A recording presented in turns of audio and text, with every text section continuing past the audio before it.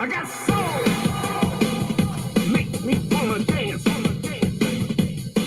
I got soul. Make me wanna dance. I got soul. Make me wanna dance. I got soul.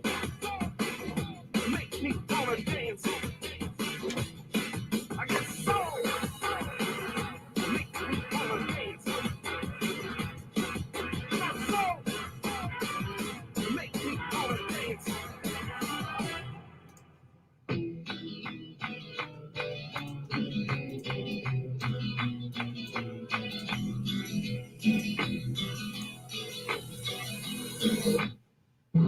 You keep saying you got something for me, something you call love, but confess you've been a messin' where you shouldn't have been a messin', and now someone else is getting all your best. I'm gonna hit you with it hard. These boots are made for walking, and that's just what they're doing. One of these days, these boots are gonna walk all over you.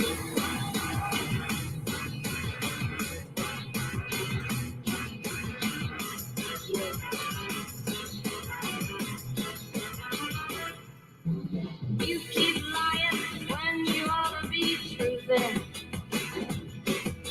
and you keep losing when you ought to not bet. You keep saying when you ought to be ashamed. Now what's right is right, but you ain't been right yet. These boots are made for walking, and that's just what they're doing. One of these days, these boots are gonna walk all over you.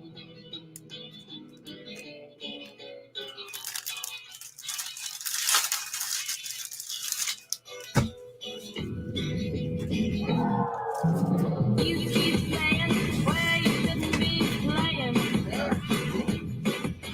and you keep thinking that you'll never get burned. Ha! I just found me a brand new box of matches, yeah. And what he knows you ain't had time to learn. These boots are made for walking, and that's just what they'll do. One of these days, these boots are gonna walk all over you.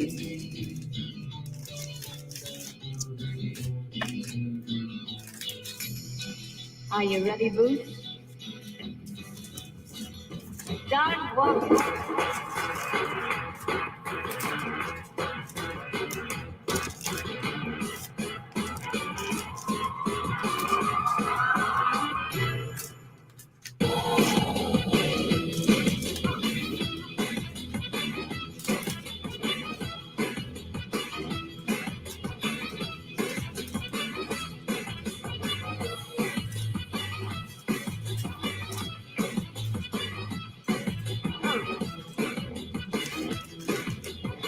Now I'm gonna hit you with it hard. These boots are made for walking, and that's just what they're doing.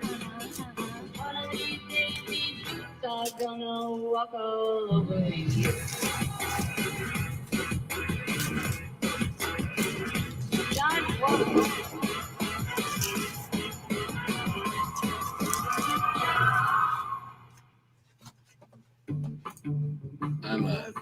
I'm an Nancy Sinatra fan. Not gonna lie.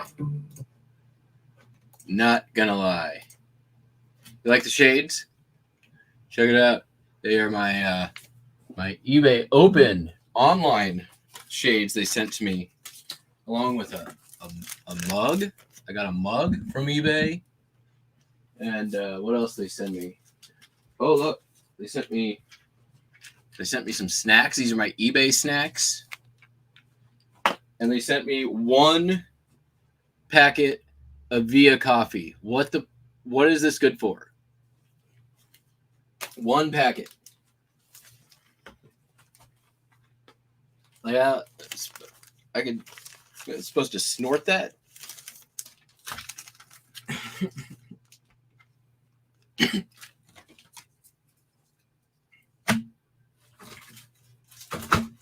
Come on, eBay. Read the room.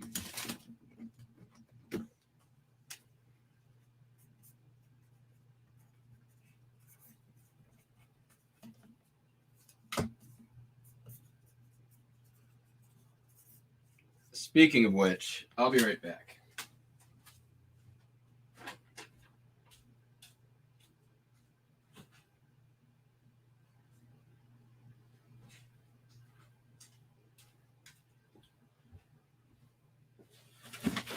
Can't forget my co-host.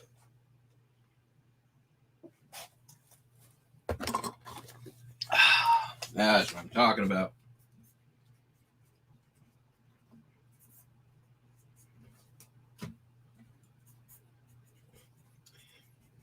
Have a bunch of stuff going out today.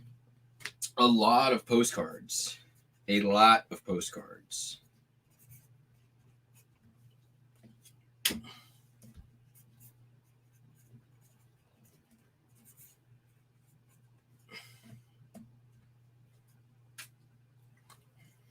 Which is rad. That's always a good thing. We like it when people buy lots of postcards.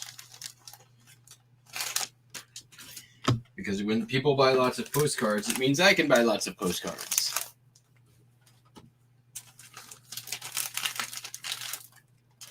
Got 9 in the chat.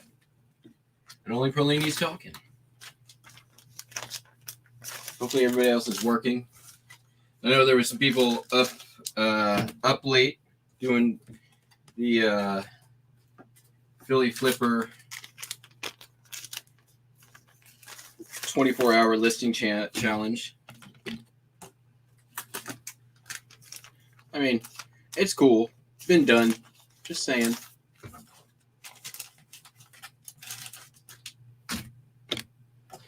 I made it without a nap this time, so I guess that's good. And I mean, I do not want to diminish the accomplishment of doing a 24-hour live stream of listing. It is brutal.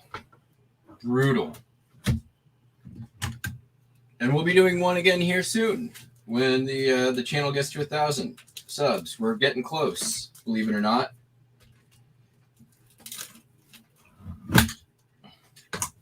Kind of hard to believe, honestly.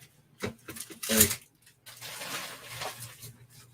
it's been growing pretty quickly the last couple of months. Like 15, 20 subs a week, which is like it hits this point and then it just started moving, which is pretty cool. So if you're new here, thank you all much. No, I'm not going to do it one-handed. Justin, I need you still to send me your PayPal and how much I owe you.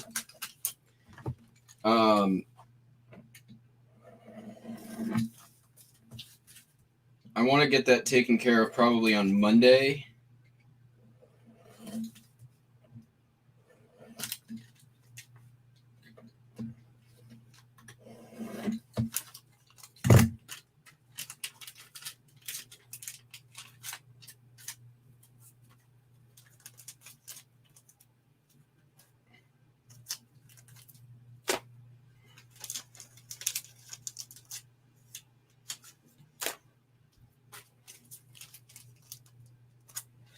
$1 million. All right, you're gonna have to wait past Monday if that's the case.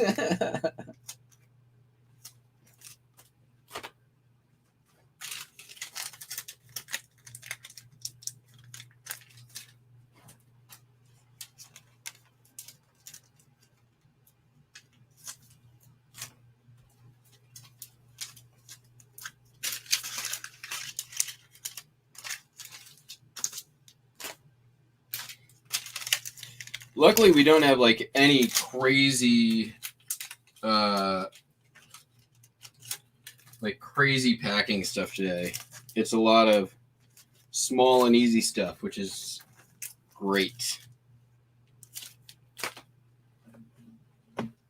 We want these stamp stickers. There we go.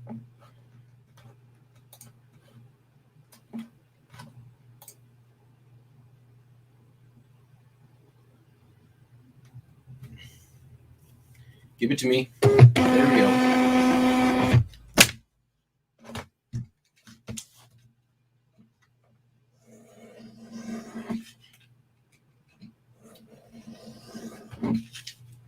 I think next weekend I'm going to be heading down with Noelle, Farm Girl Scavenger, maybe Sal and Cameron if they're available.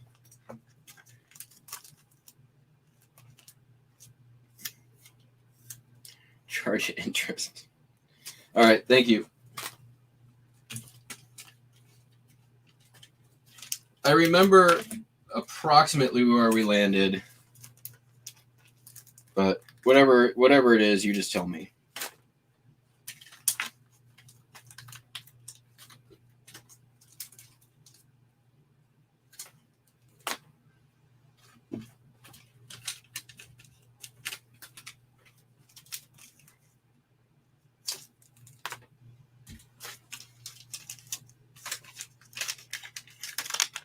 Man, this is a lot of postcards.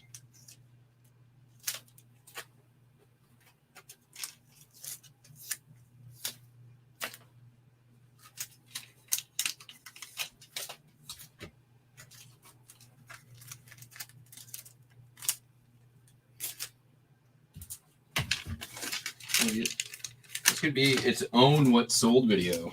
Jesus.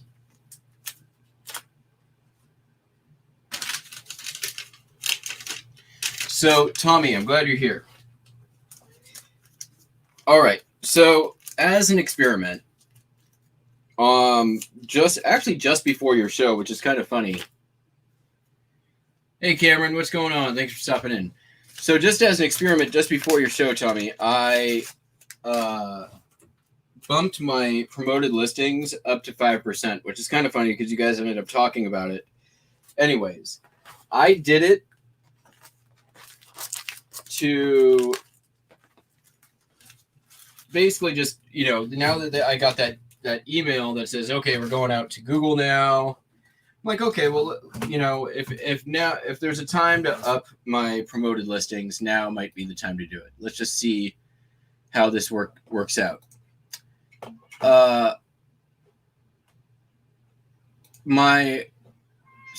It obviously, my traffic increased by about 15% the last 2 days. Yesterday was the biggest day in sales I've had in like 3 months.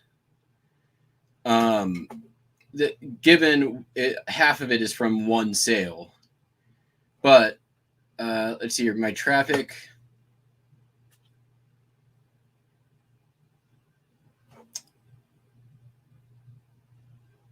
My promoted, what's weird is even though my promoted is up, my organic is way down.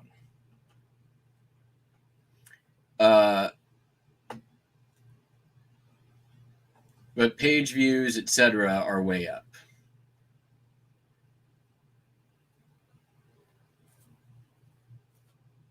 Month over month, they're about the same, but on the trending for this, it's been around the same. That being said, good morning, Amy. Hello. So that being said, I also, before I did that promoted listings change, I went in and I did my usual increase $1 or decrease $1 listings. So that could have also contributed.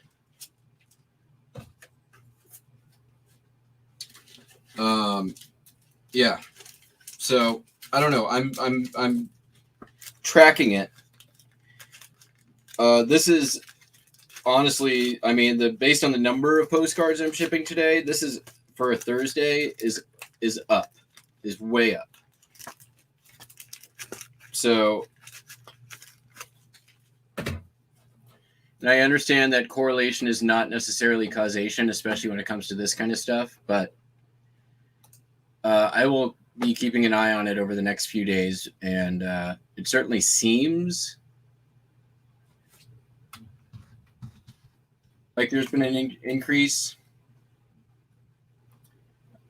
I mean, I sold 28 items yesterday,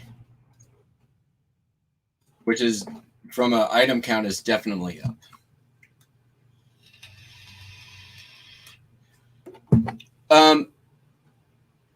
Yeah, Marie, I'm probably going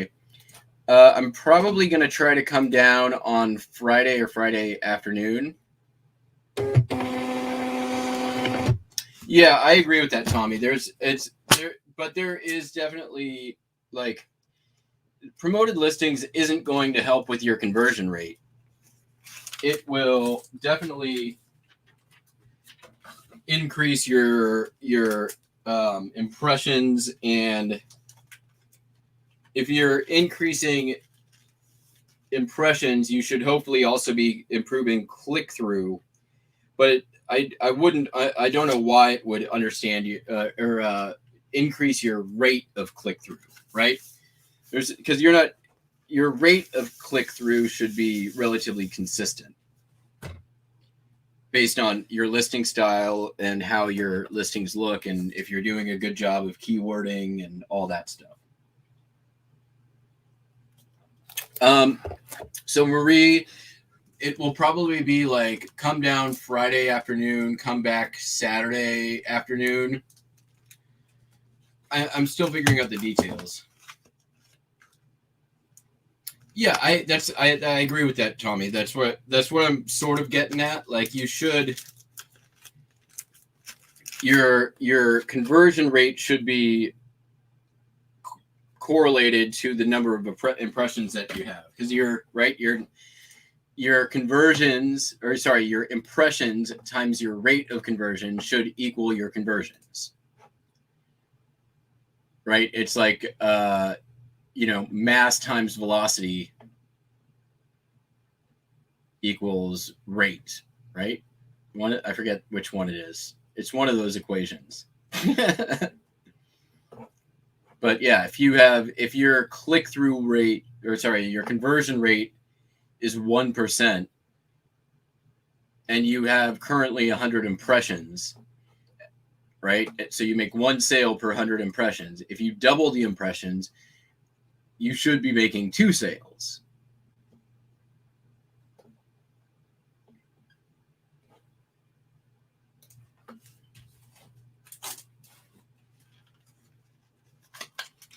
But what I don't know yet is I've increased my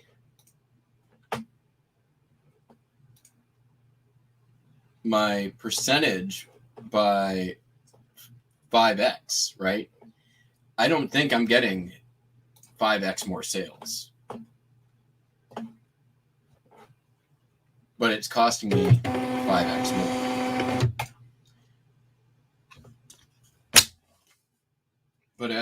But really, what's important is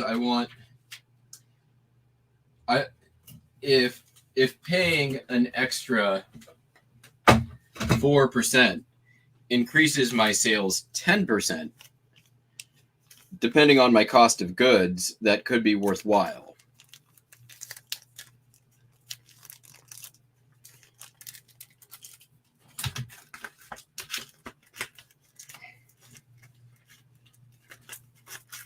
That's the part that I don't have enough data to know for sure yet.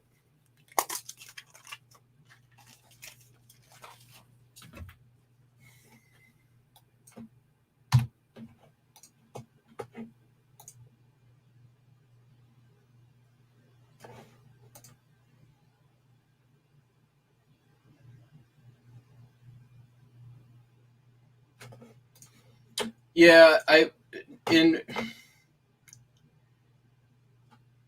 can see that for the categories you're in, Tommy. I think you're in more competitive categories than I am. it doesn't always make sense for me to pay 5% on an item when I'm the only one out there with it, which is true for a lot of the stuff that I sell.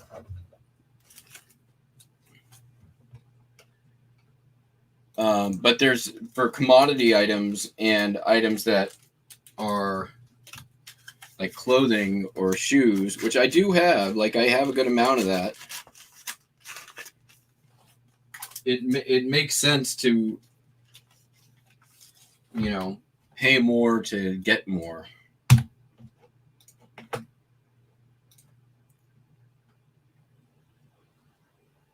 My problem is with a lot of those clothing items, I didn't make those listings, and they're not optimal listings.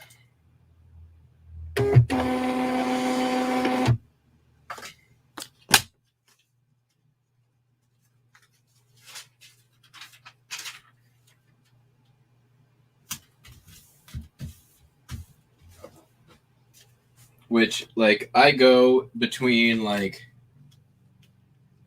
just tear it all out and get rid of it and have a garage sale, and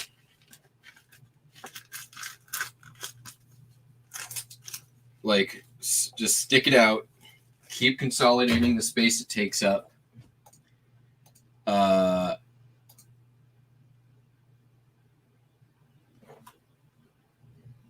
Just keep working the price, keep promoting it. Just, I'm making more by just continuing to work those listings down. And there's stuff still selling out of it, but it's also the inventory that's responsible for like 90% of my defects, breakage, returns. Like that 10% of the inventory is 90% of my problems. So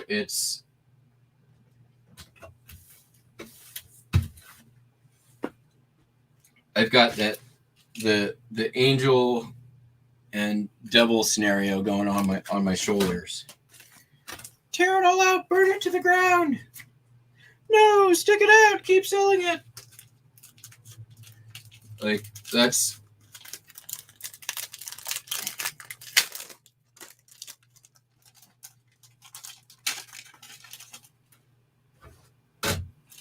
where I'm at with it.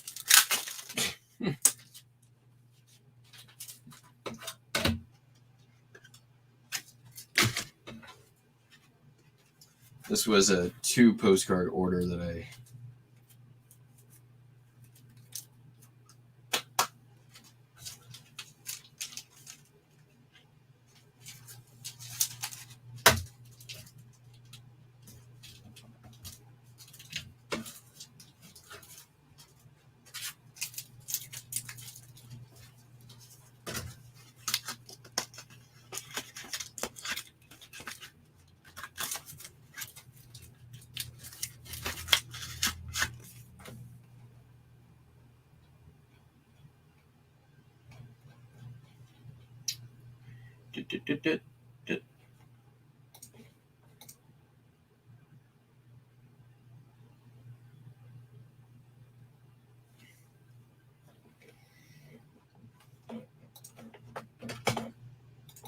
the podcast Guys Without Jobs this week actually it was a very interesting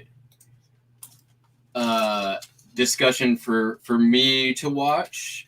If anyone listens or watches or listens to that podcast, they talked about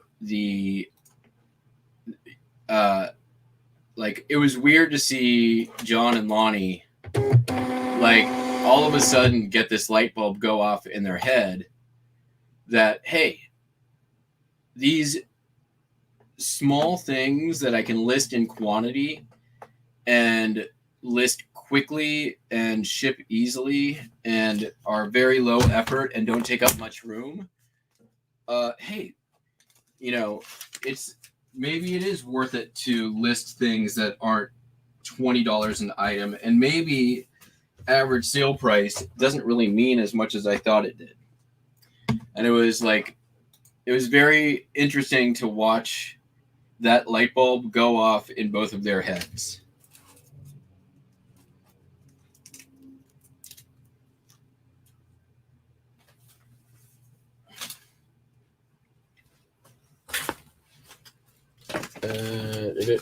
Yep. I don't think they've they're quite ready yet to come down to the like $3 to $5 range, but I see it coming. Mark my words. I mean, Lonnie's got a few. He's been selling off those like marble cards for nothing. So he's getting there. He'll be there soon. Mark my words.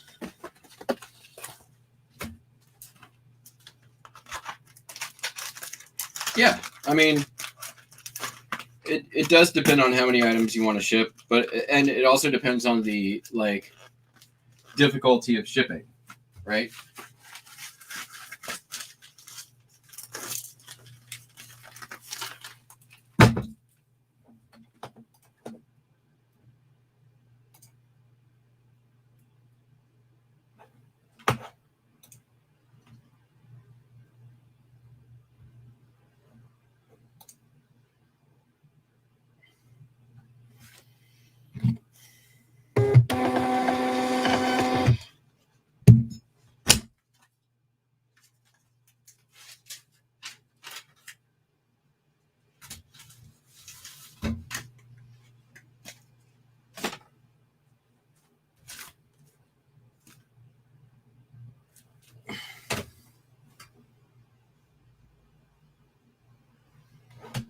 That is not one of my cards going out.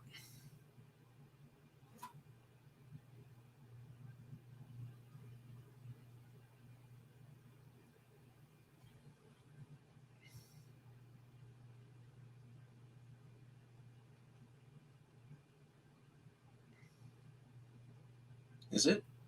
No. Why is this here?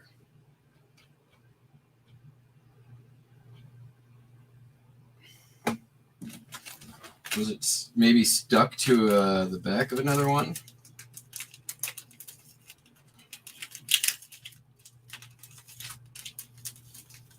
I guess that's certainly a possibility. That's funny. All right, let's set this up.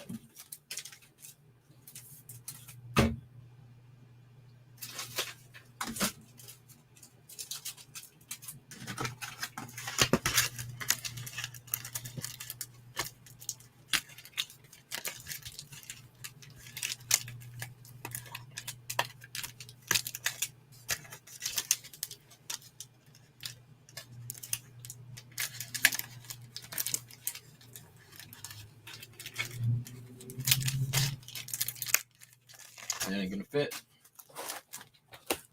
Going in one of these.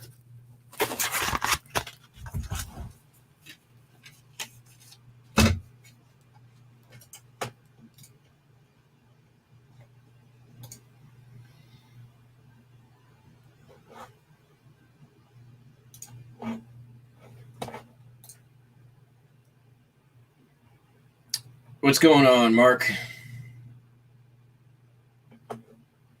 I agree with you, Justin. I really try to stay away from really big stuff anymore. Like there's a few exceptions.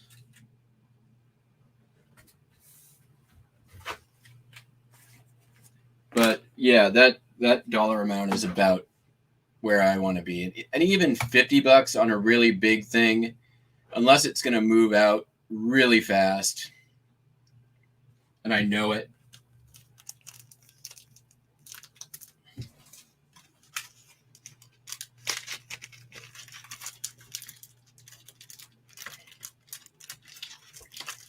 Oh, it's just a defective freaking card or a mailer.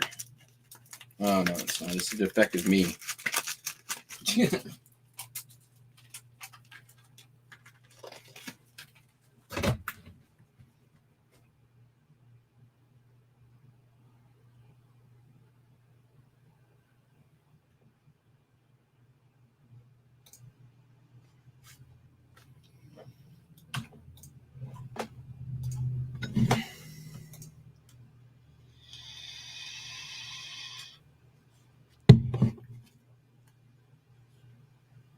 What's up, Hunter? Yeah, box, materials, and time, 50 profit. Yeah. It depends on the item, though. Like, I don't want to be storing... Like, I've still got a few pieces of audio equipment. I really should just, like...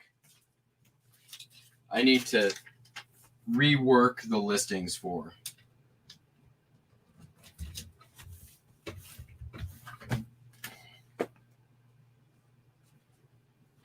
This is funny.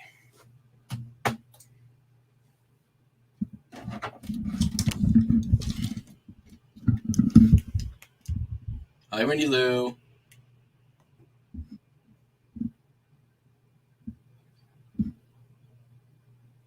What's she doing?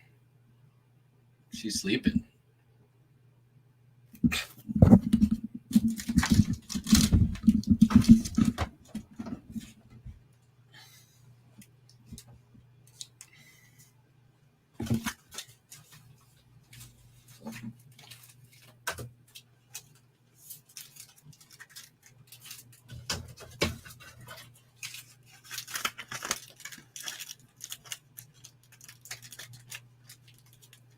He's an electronic technician, and if it plugs in, no, so Mark.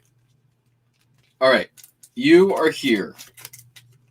So there, I'm throwing back, Tommy. I'm sorry, to a previous discussion we had a while back. Mark, you mentioned this yesterday.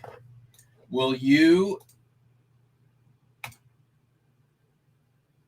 talk about, one, your expertise in this area, but two, why increasing your price by $1,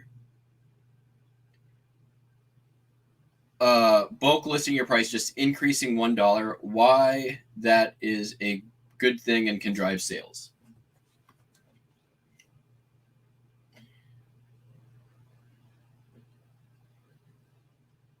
Versus simply delisting and relisting your items.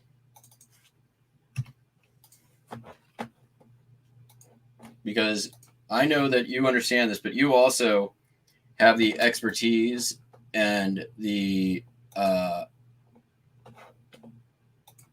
professional background to back up information that I have been preaching for quite some time, but lack the specific language of explanation. Anytime I try to explain it, I'm just trying to explain what other smart people have told me. And me being not technical or a smart person, fail miserably when I try to do that. And I know we talked about it yesterday, but I think there might be benefit for some people who may have missed it yesterday or have been here before and heard me blabber on about it.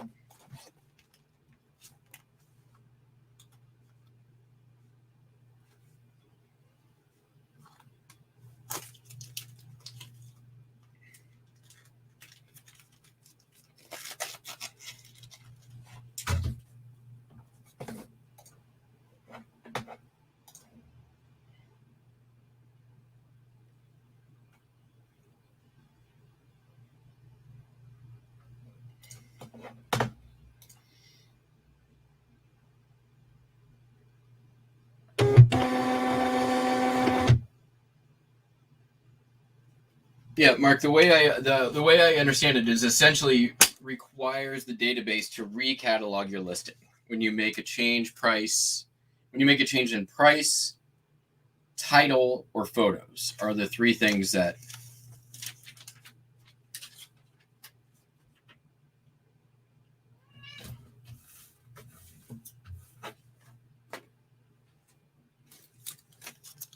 but if promotion says that too, yeah.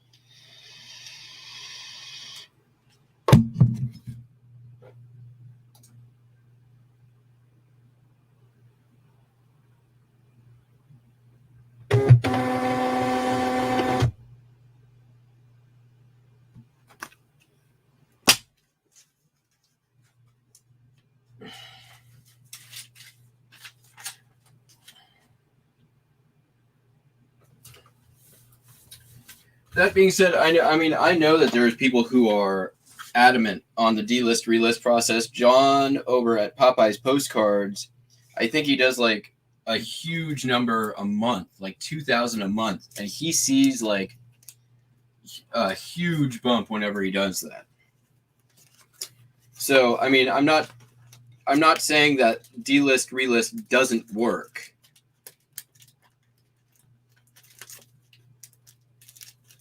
That's not what I'm saying at all. Just to be clear. I know for a fact that it works.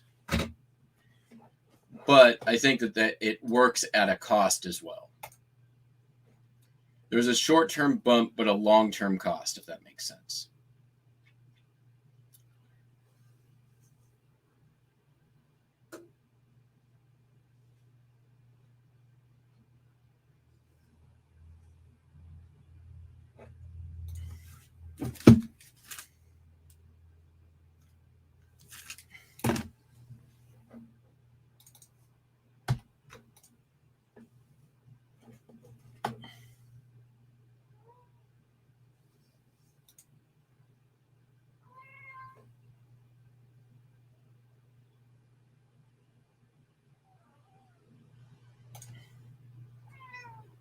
Mindy Lou, no. No.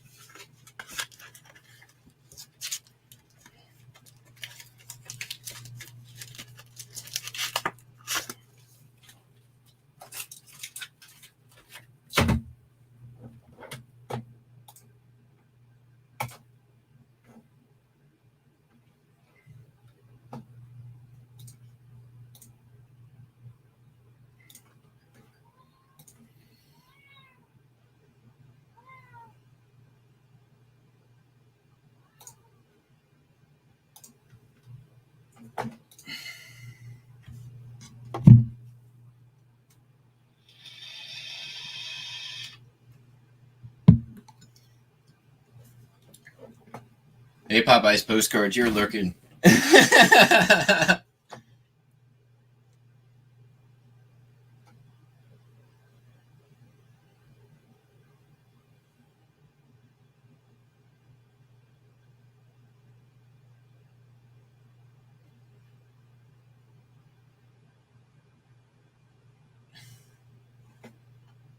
Yeah, I should give that a try. Like that's a good like use of 3 hours, right?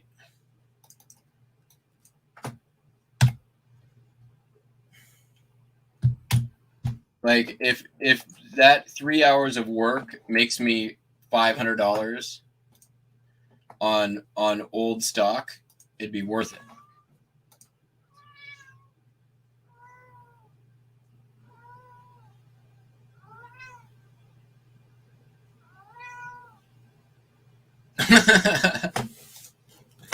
Well, thanks for joining and lurking.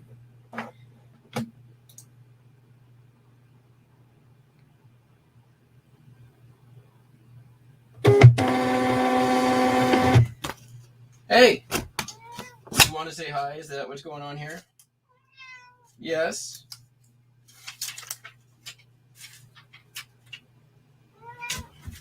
Come here. You. Hey. You're digging in.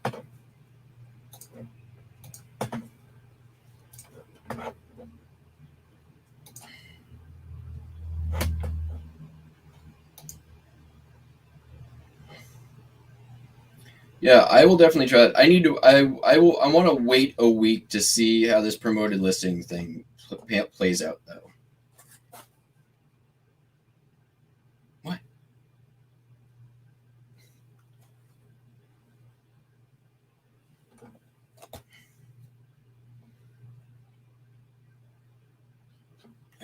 we got left? 1, 2, 3, 4, 5, 6, 7, 8, 9, 10, 11, 12, 13. And then stuff that came in.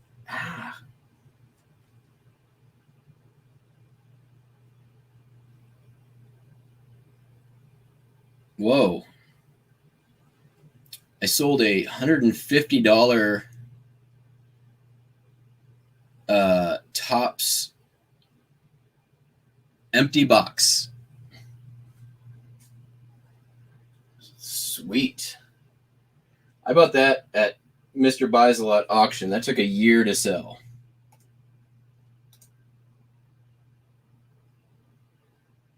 More than a year to sell. But I made money on it.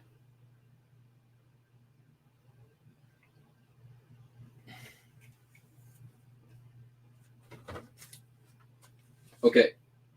We're going to have to disengage, Mindy Lou.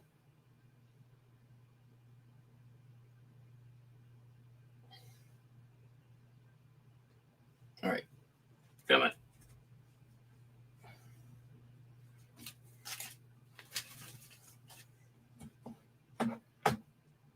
Here's the thing that sold.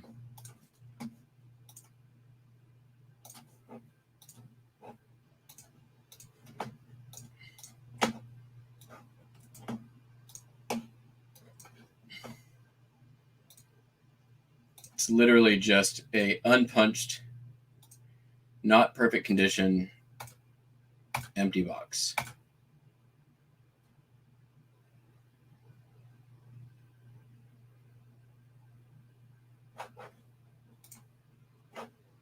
$176.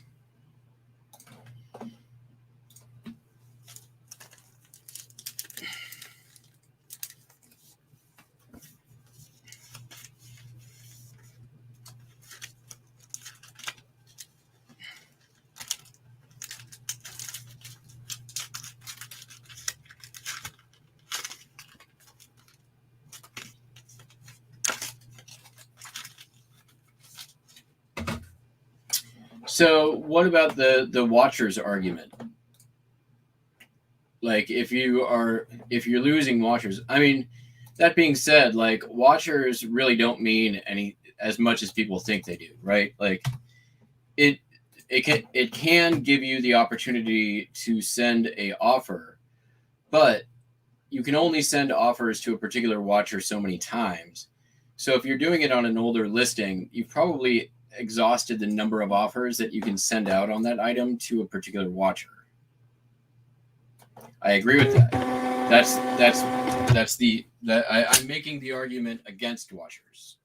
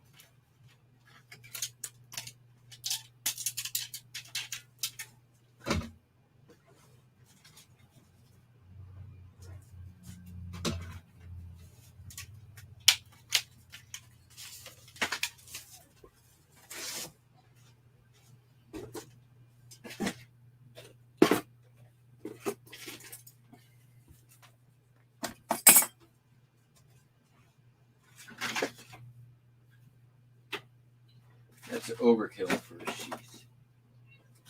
Wendy, jeez. There's one. That's what we want right there. That's perfect.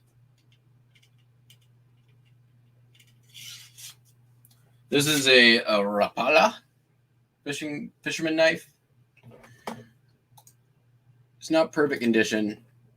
Got it for 69 cents at my local Habitat. Probably took a little while to sell because it has the crack there.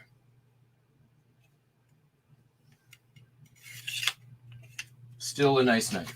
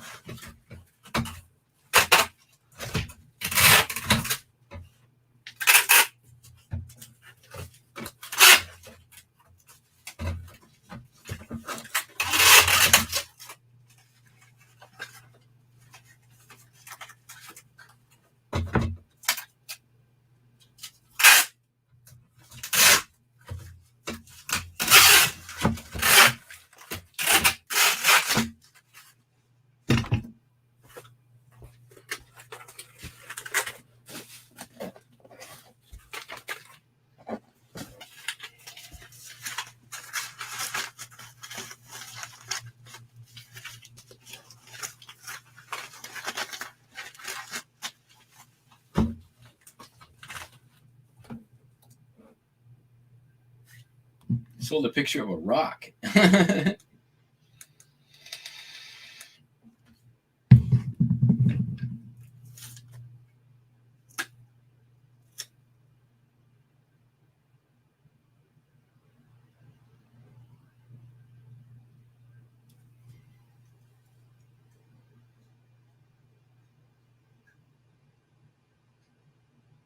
Yeah, when it comes to eBay, conversion is your biggest thing.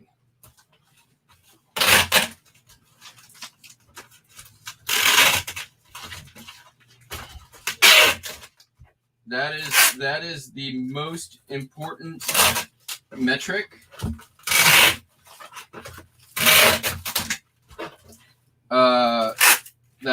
For eBay to drive traffic to your items.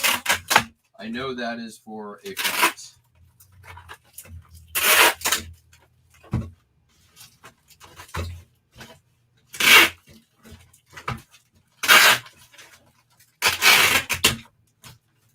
eBay is going to drive traffic to whatever item is most likely to convert into a sale and also cause the least amount of problems and effort by eBay. So if you are an eBay problem child and are constantly having eBay step in to fix something you messed up, like, waiting too long to do a refund on a return or the other many things you can do to piss eBay off. They are, if you don't reply to messages, if you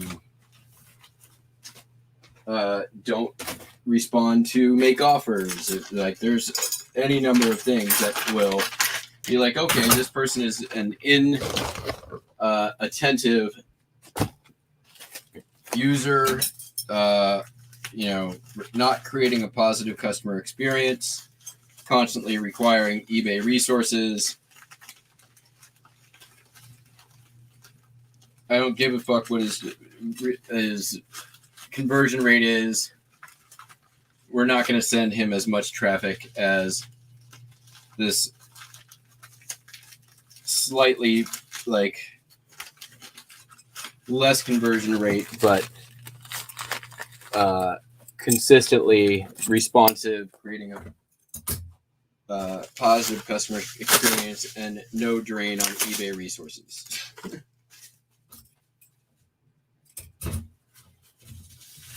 This is an NRA belt buckle. Nothing special about it. $13.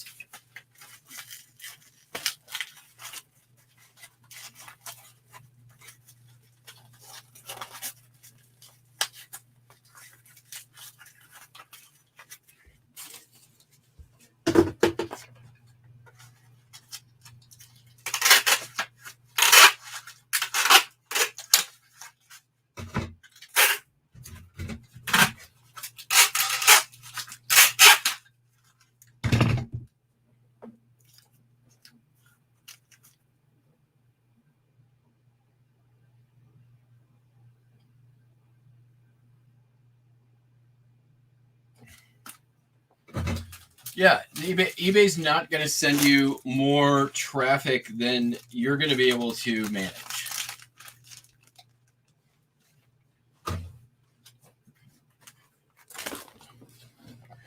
Right? It's the same reason why you're not going to wake up someday and have 10 times the number of sales that you had the day before. It may happen organically outside of something eBay can control, but they can more or less control. For instance, if you have a day where you have a ton of sales in the morning, odds are your afternoon's going to be slower. If you have the opposite, if you haven't made a sale until 3 or 4 o'clock in the afternoon, eBay will bump up your traffic. I've watched my traffic bar double in a matter of like 2 hours on a slow day. Keeping an eye on that.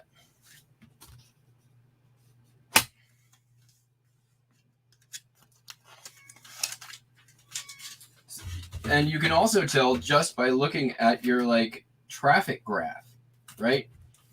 Your traffic is more or less like a straight line day after day after day. Like there's ups and downs a little bit, but it's not like you don't have these huge like valleys and peaks, which if there wasn't traffic shaping going on, you would see huge valleys and peaks every now and then.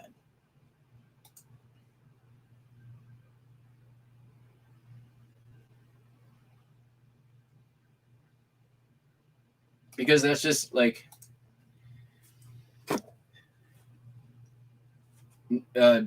natural human behavior.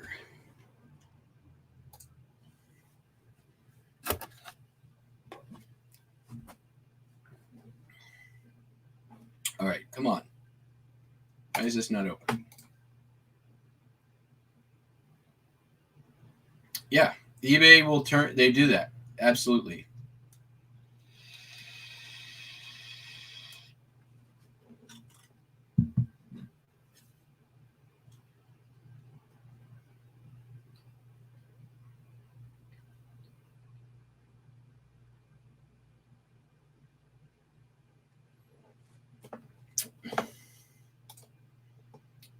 I agree with that, Mark. You're never going to know for sure, and eBay can never even reveal that it exists. Here it is.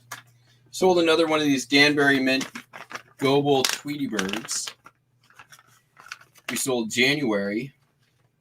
These were from the yard sale pickup I did with all the action figures. Tweety sold for $30. That's the second $30 Tweety out of that box. I sold now. That puts me in the black, I think, for that weekend. I spent $180 all weekend. Sold 3 action figures now and a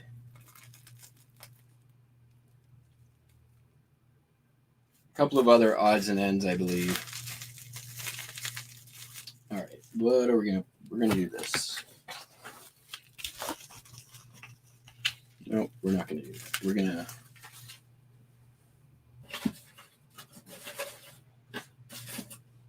do this.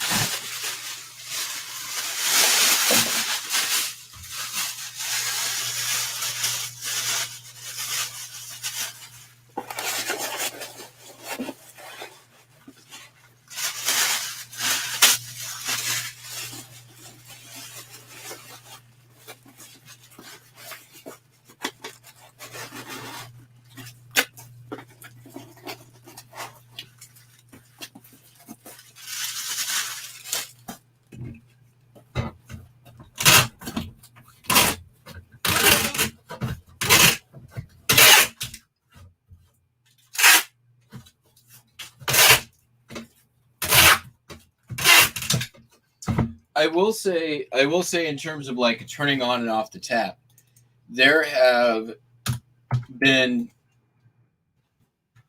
certain, like when I hit certain milestones where I definitely see changes happen.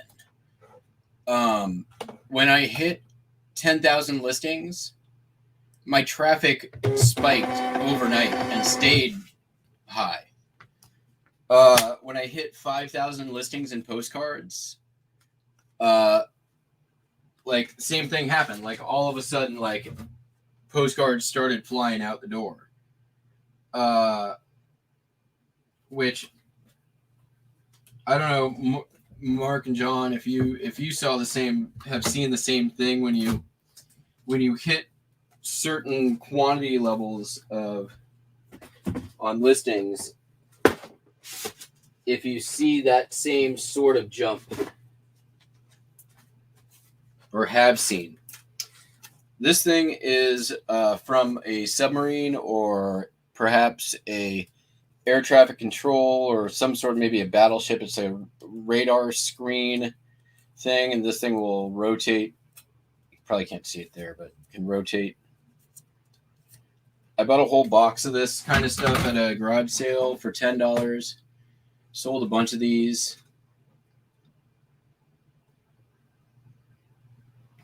And this one sold for $54.95 plus shipping. Not a bolo. Because odds are you're probably not going to find this kind of thing. I've only seen it once. We're going to just throw it in a padded mailer. Throw that padded mailer in a box. Color it in. It's plastic, so it's not like there's a ton that's going to happen to this thing.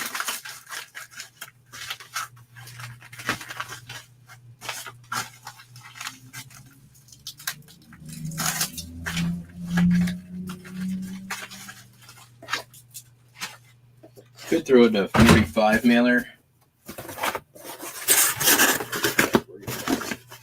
Based on how much they paid.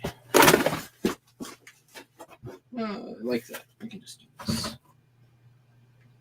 15 ounces will be fine.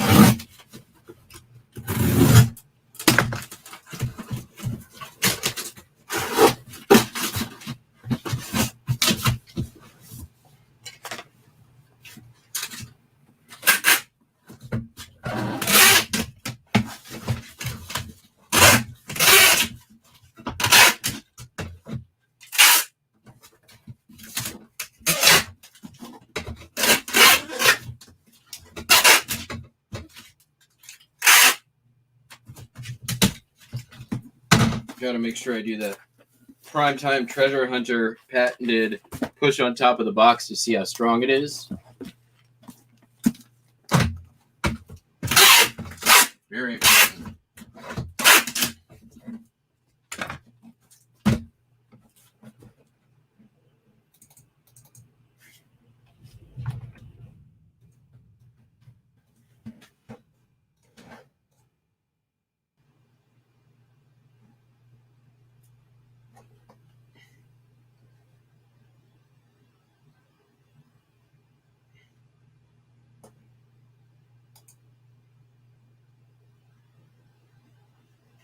Wow, 400,000 cards. That is a lot.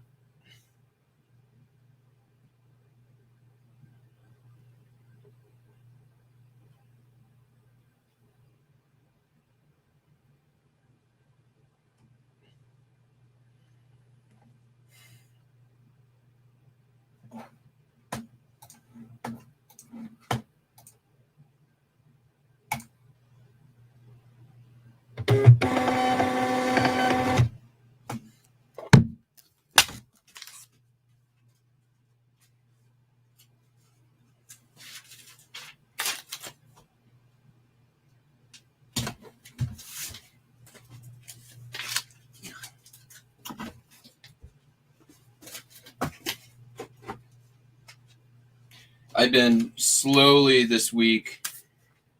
I'm not even like close to done, but cleaning out my like backstock inventory upstairs and just, getting rid of stuff that I'm never going to list and stuff that like inventory that just was never processed properly, meaning like I never, separated the wheat from the chaff.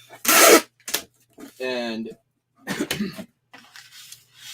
my God, have I made a lot of room up there, and I'm like only halfway done. It's been really hot here, so, and my house is not air conditioned, so it's been a little slower process than I may have preferred.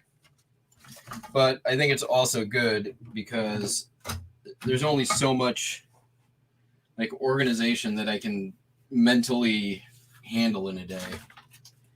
There we go.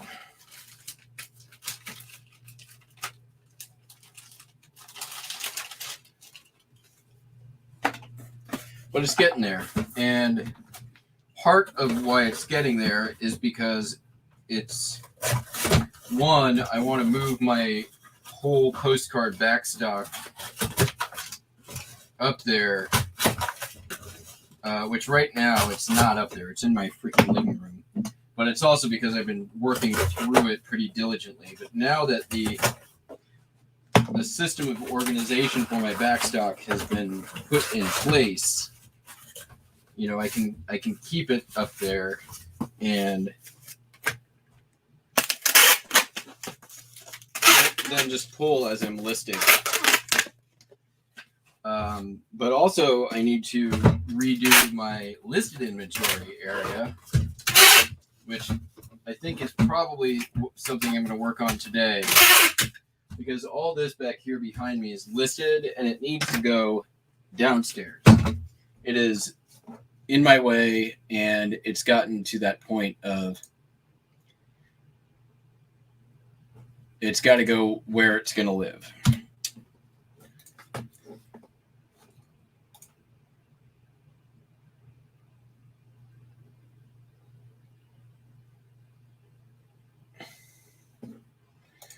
Also, what's crazy is like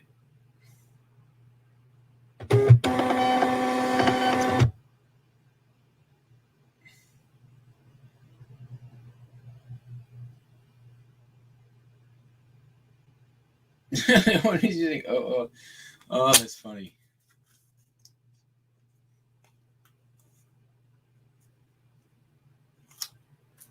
Wow.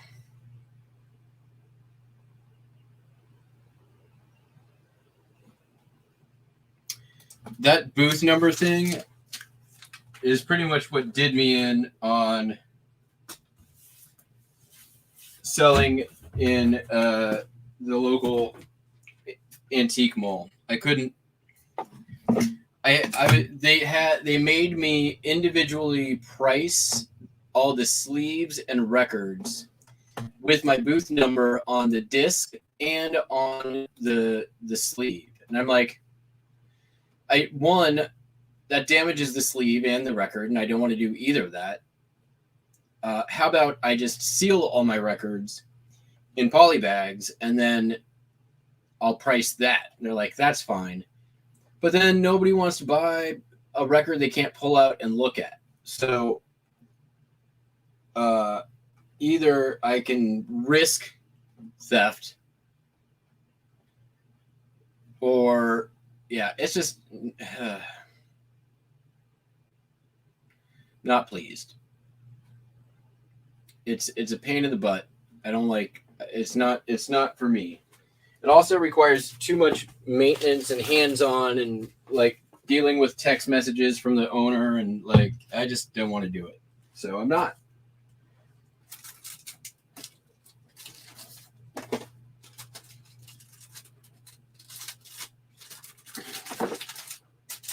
And honestly, the flea market is like it's like a freaking garage sale.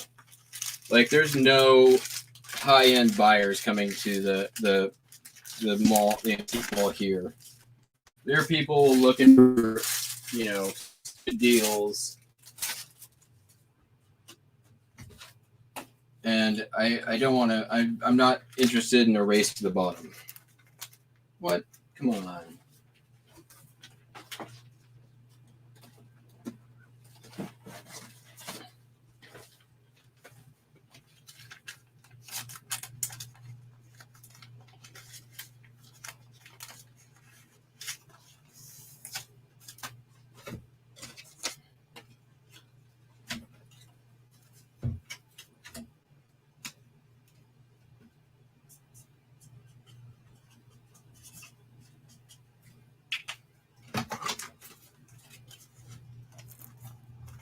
But I understand too, like antique mall slash flea market culture is vastly different here than it is in other parts of the country.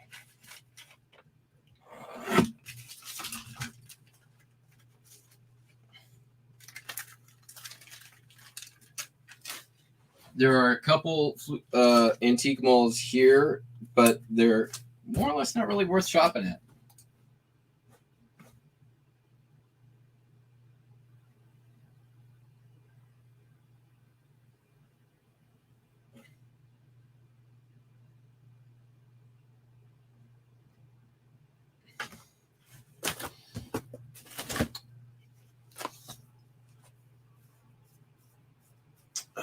Let's see here. I need that.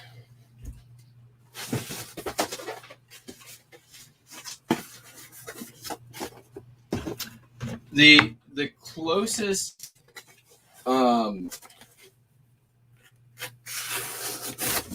antique mall to me that I know of that is worth spending time and effort going to is in Coeur d'Alene, Idaho, which is about an 8-hour drive. There are some in Portland as well, which are about a 4-hour drive or near Portland. I do very well when I'm in California. Flea markets are amazing in California.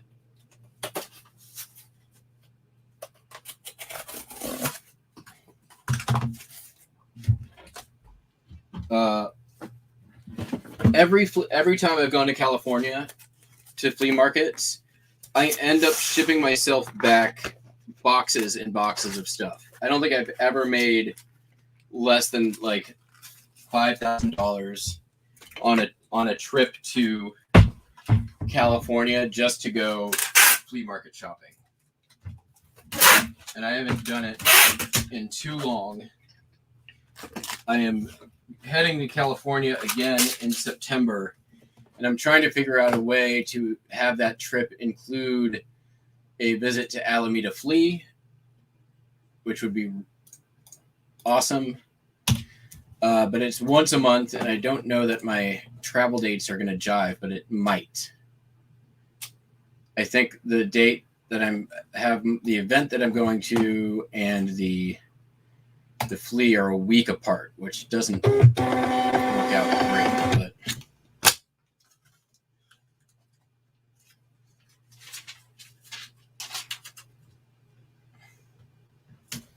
But the last time I was there was a guy like who, one of those cleanout guys who it was like everything on his table was $1.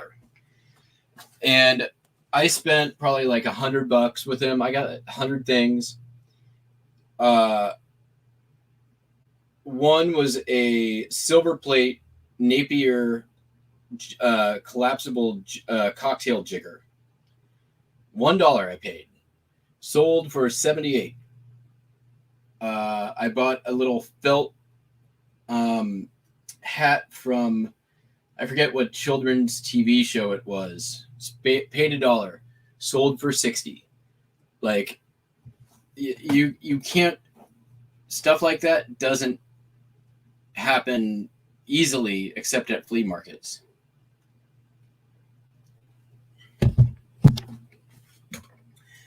Bought a celluloid Space Needle that was broken for $1. Sold it for, I think, $30.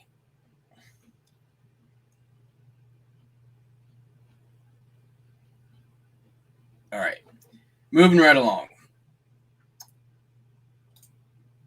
Sold this 2 records to the same person. They're both, I've talked about this many a time. Hopefully somebody's been listening.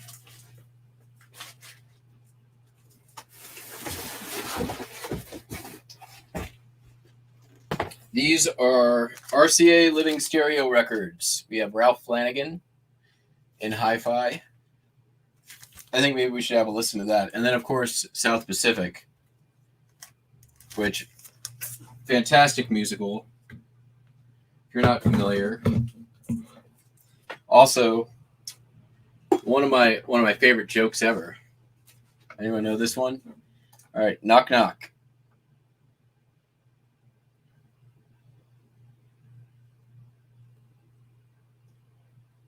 I said knock knock.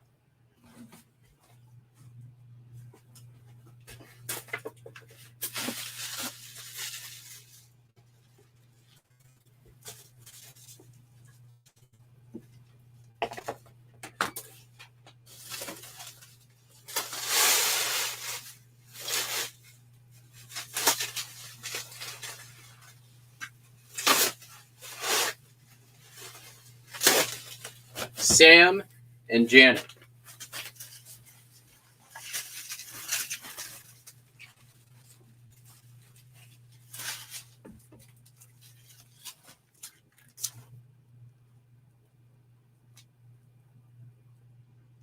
Sam and Janet.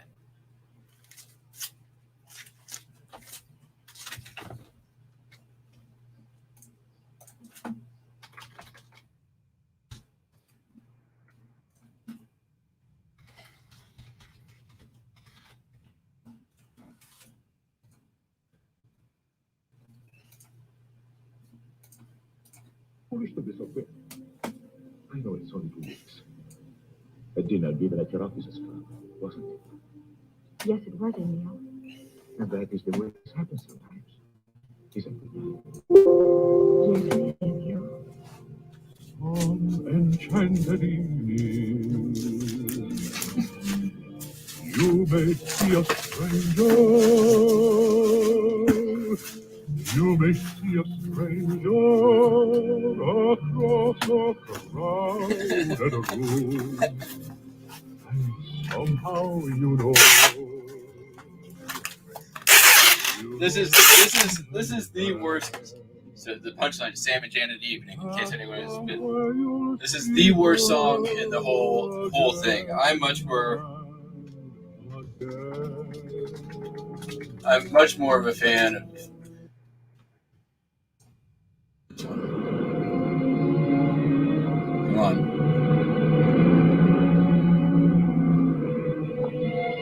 Enough of this intro. We got sunlight on the sand, we got moonlight on the sea, we got mangoes and bananas we can pick right off a tree. We got volleyball and ping pong and a lot of dandy games. What ain't we got? We ain't got games. We get packages from home, we get movies, we get shows, we get speeches from our skipper and advice from Tokyo Road. We get letters doused with perfume, we get dizzy from the smell. Perfume. What don't we get? You know damn well. We got nothing to put on a clean white suit for. What we need is what there ain't no substitute for. There's nothing like a day Nothing in the world. There is nothing you can name that is anything like a day. I think my favorite thing in musicals is whenever everyone stops singing and then like the baritone pops in and is like with his like super low end like backup verse. It happens. There's I don't. It happens in so many musicals.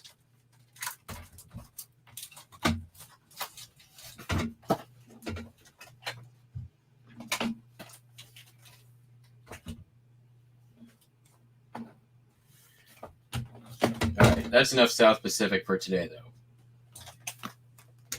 Even I have my limits.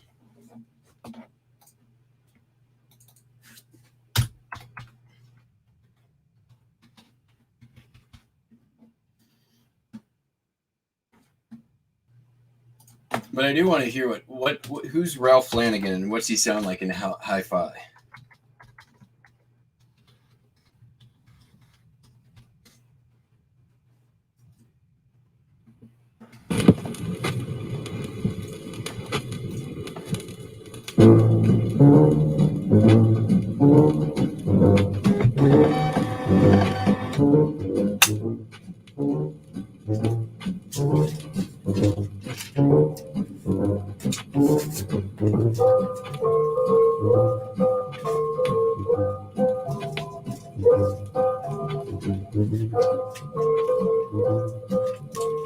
This is Gordon Jenkins as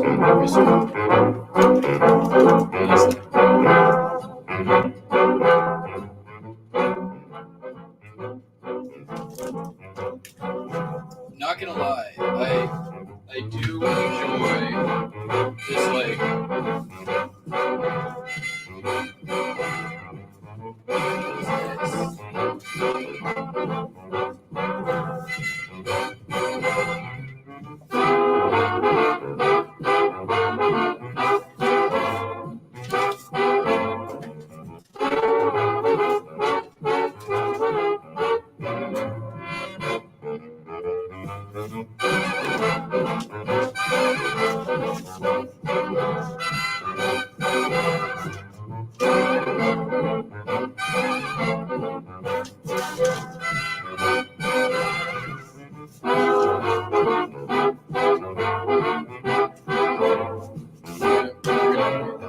already got a seam split.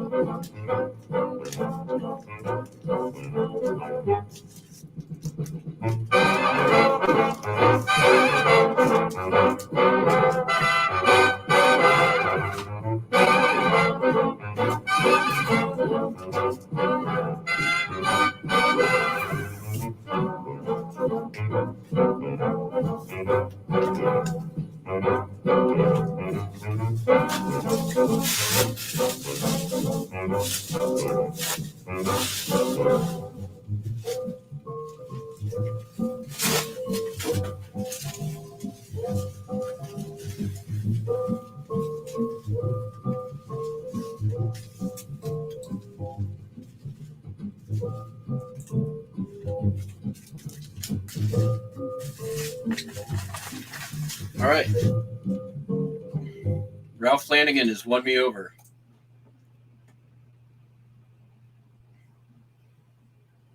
Gordon Jenkins, yeah.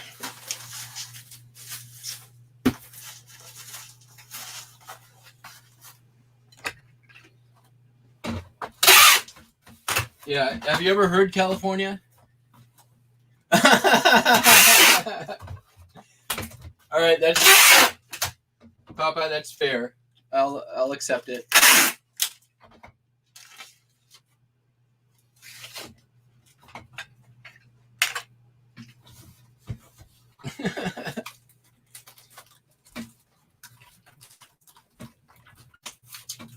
I mean, I'm the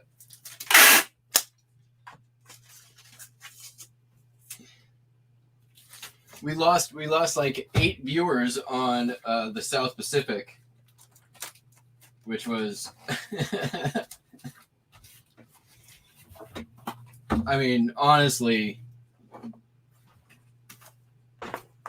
I can't blame anyone on that but myself.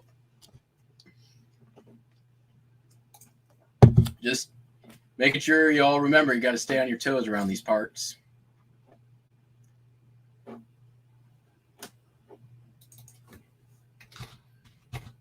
Anything can happen.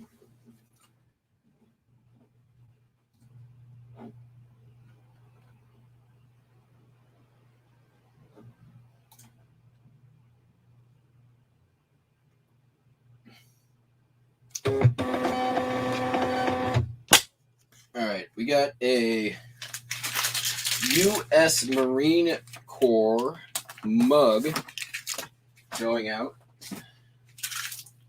which I'm going to just take a wild guess and say that I'm probably going to lose money on it.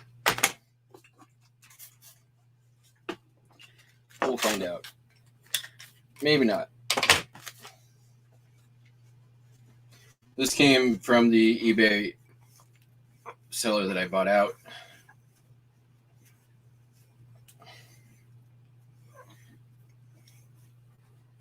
All right, that's cleanish. It's going to be 2 pounds. Yep, figure it out. Tell me you're going to Oregon or California, mug.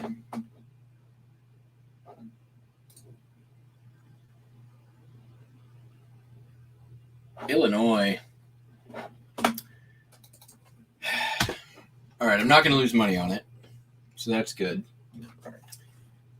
I'm going to put this in a padded flat rate.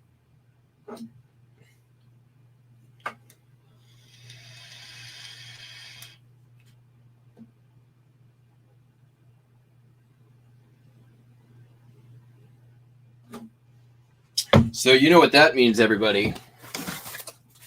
It's your favorite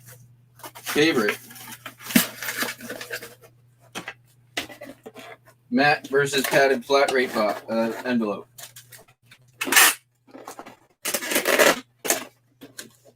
Since we've started keeping score, as you see, I'm on the board with 1. Padded flat rate is currently behind.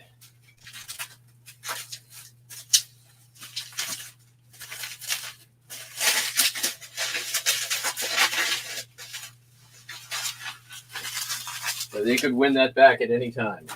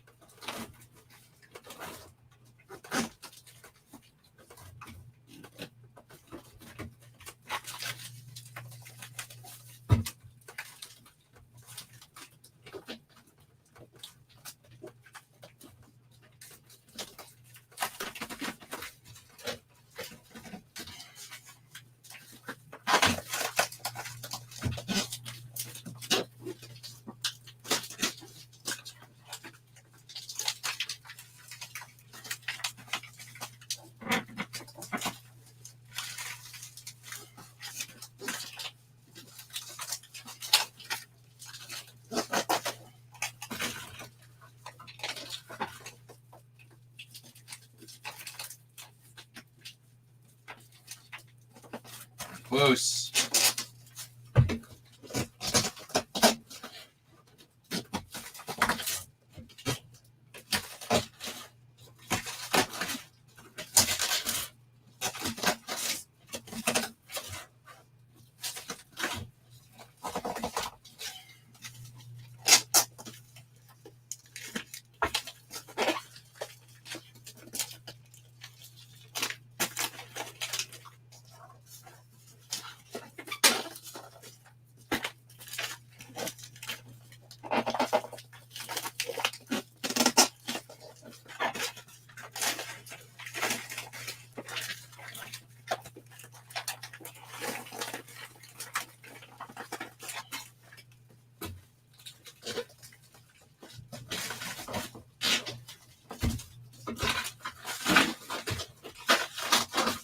Got a little bit on the corners here.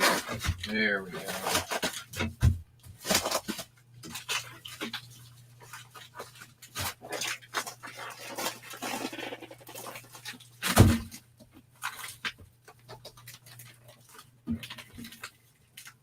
Why is this one being so difficult? Padded flat rate really wants to get on the board this month.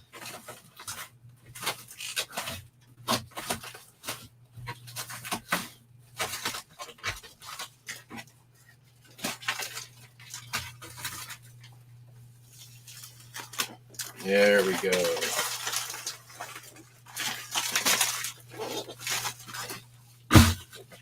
We're in.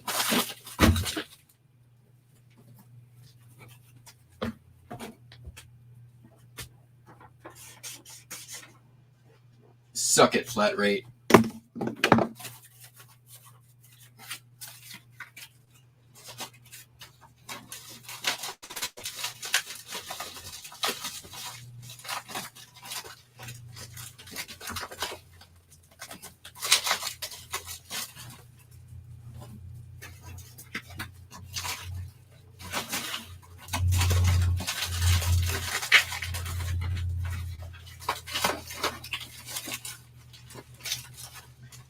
I 100% know that when I go back and I look at the chat, Tommy's been talking shit. Let me just get this wrapped up.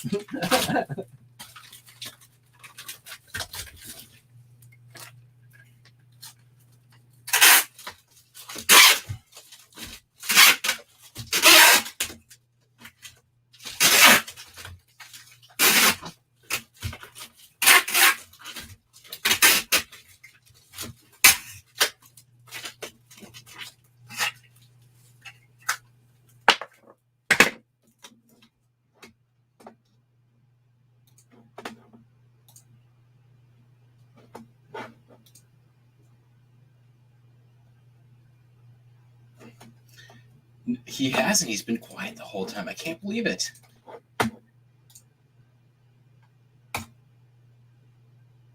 All right. Tommy, if you're still here and you haven't pooped yet, you better get on that right now. We are on our last item for today. This is Elvis Presley live via satellite. It's going to Australia. And this is not the copy that I'm sending. One that I need to send has a little bit of paint on it. Which means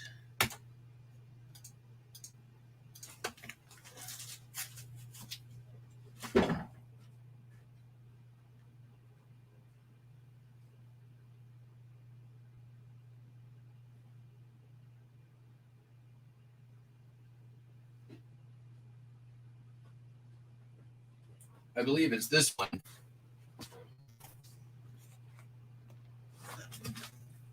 That got a return. I never opened. So I just downgraded the grade and updated the price. And relisted it without even looking at it, which was probably ill-advised. Oh no, this one's My Fair Lady, which was I sent the wrong. This is an old return.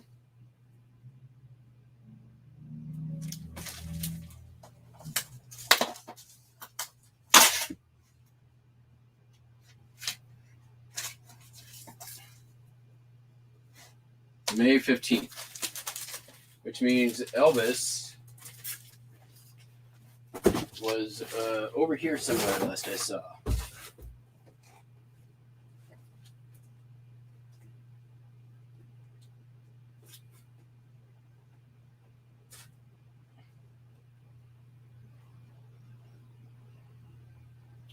Or do I have two of them listed? Oh, maybe that's it. All right, I'll be right back.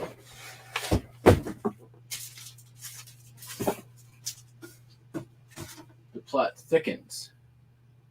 Possibly.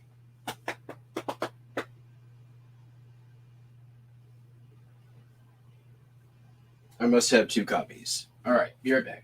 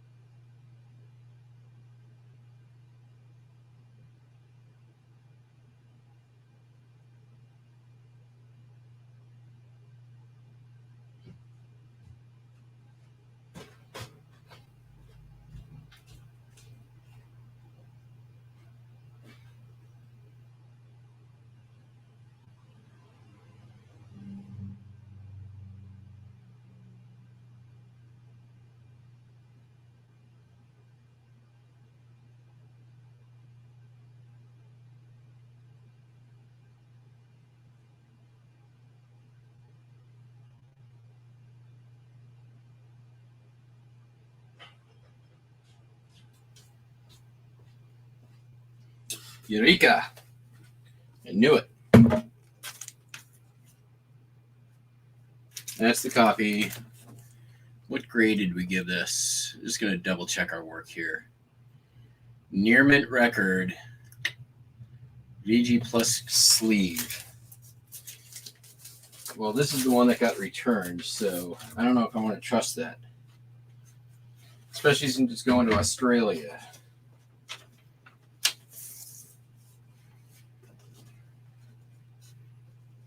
I mean, it looks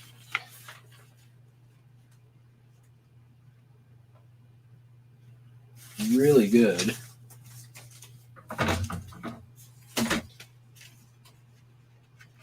It's definitely the right sleeve copy.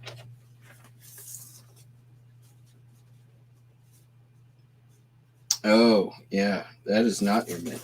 Well, let's see if we can cobble together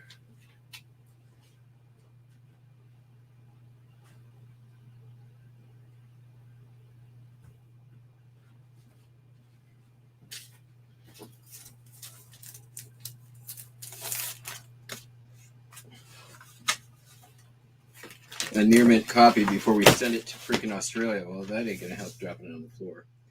This is side 4. This is the first time I've ever done this. Believe it or not.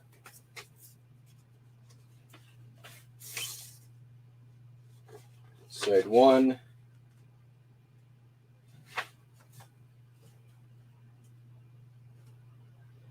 Side A, side B. All right.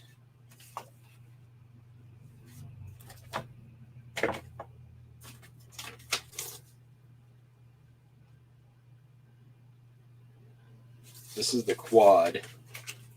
I cannot cobble them together. Well, what I'm going to do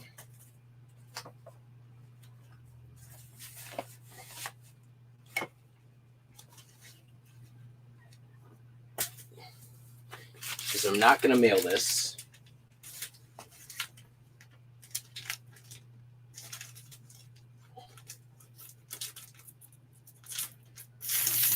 And instead, I'm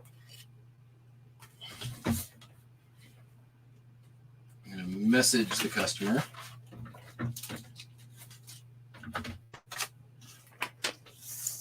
Make sure these are all the right ones.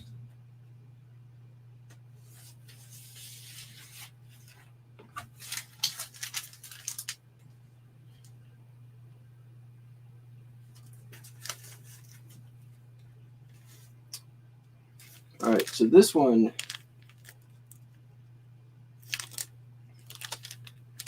this doesn't make sense.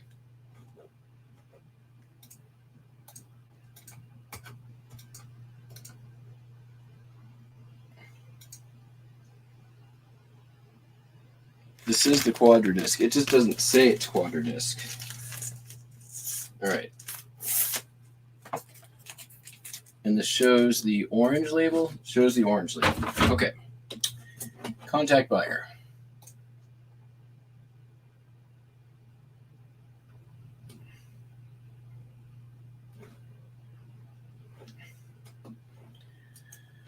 Oh, come on.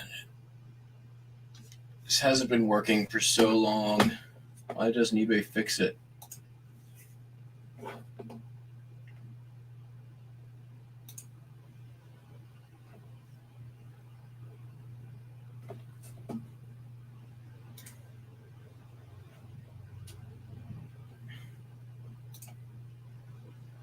There we go.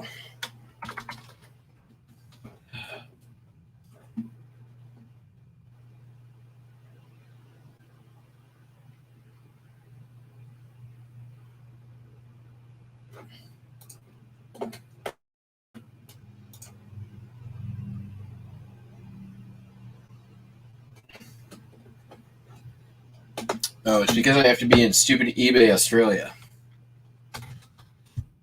to message him. That's so dumb.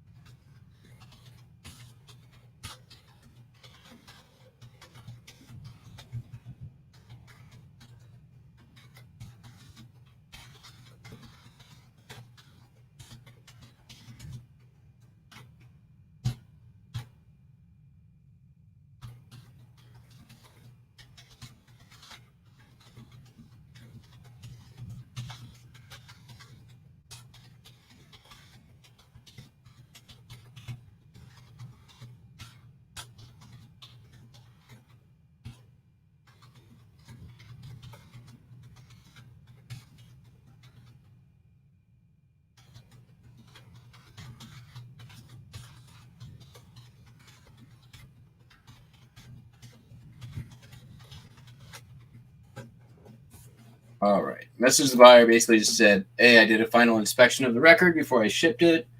Noticed a scuff. I can't sell this as near mint. I would downgrade one of the discs to VG Plus. I'm still happy to send it out at a discount. Or if you prefer, I can cancel the order and refund in full. Please let me know at receipt. All I can really do.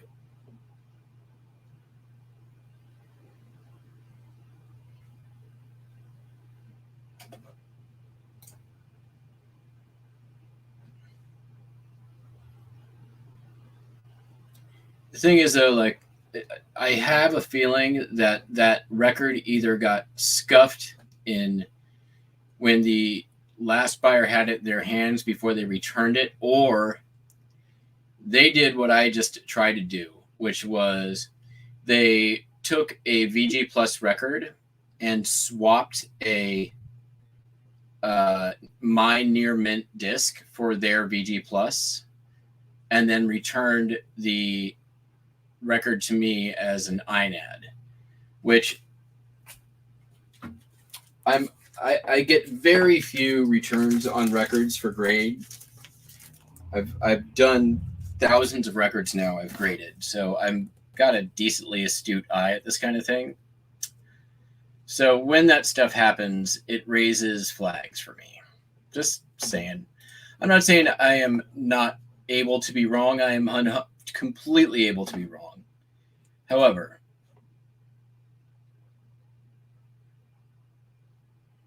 and it's not like I can see from the photos, oh yeah, there's a scuff, right? Like no amount of definition is going to get that. Let's see here. There's side 1. There's side 1. There's side 2, 2, 4.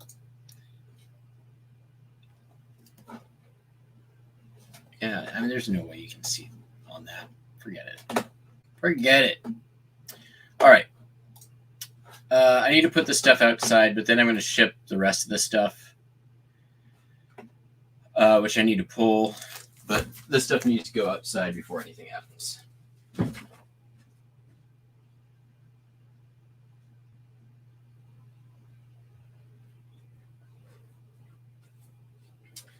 And Jake, I saw your comment. I'm not pulling a plastic bag, poly bag over my head. I don't know if it would fit, honestly. All right.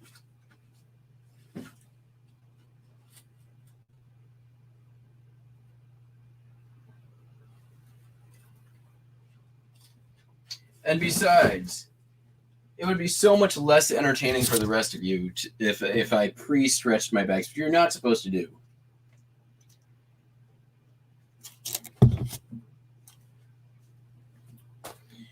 All right, Sky Sleeper plane over New York Harbor.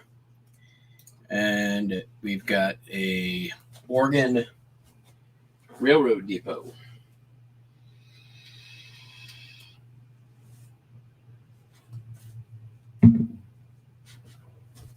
But like I said, first, gotta get this crap ready for Instagram.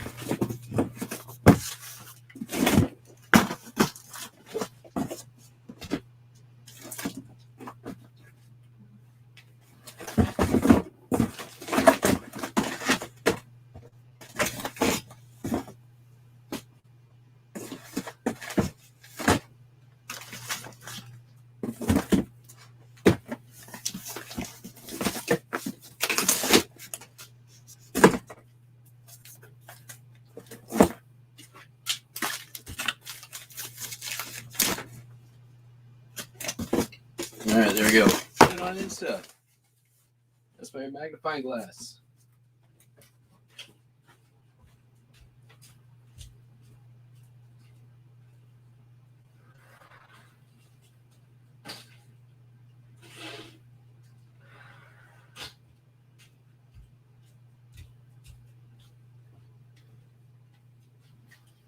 All right, I need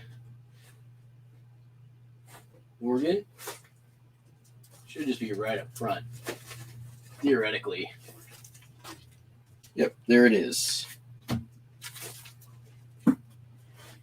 And I need New York.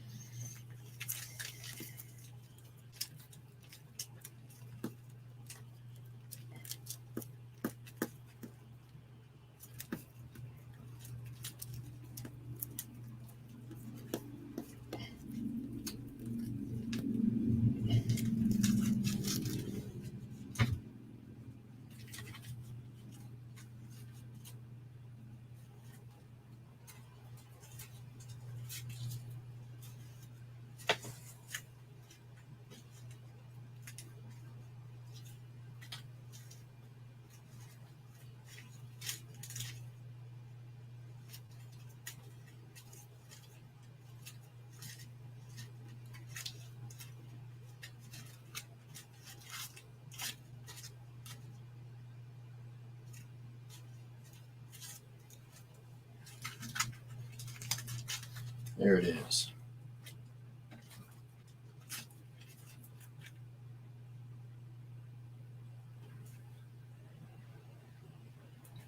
So I've got a Chrome, if Mark and Popeye are still here. It's a Chrome of the Stage Deli in New York City. It doesn't exist anymore. It's I think a pretty cool for an old Chrome postcard, probably 80s. I have never seen one for sale. I couldn't find it on CardCow, couldn't find it in WorthPoint, couldn't find it on Hip. Couldn't really find any Stage Deli postcards, which was kind of weird because it used to be a landmark. And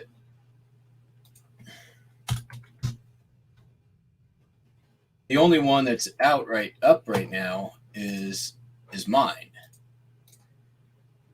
So I put it up for like $100 to make offer, which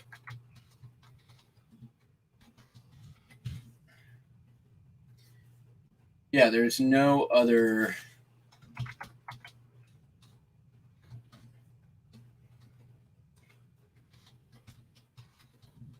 I didn't see it on CardCow either. I don't know if that's insane, but for as much history as the place has in New York, I would think that there'd be more postcards of the Stage Deli. Let's see if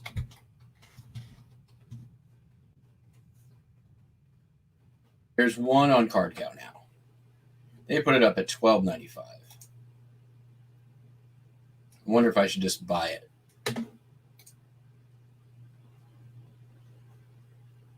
That would just be a standard card for you. Interesting. Okay.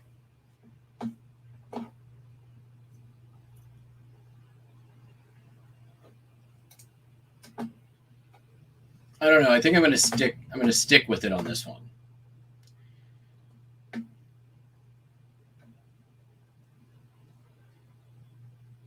And the reason why is limited supply, and I think it's probably going to go somebody who's not a postcard collector, is my guess.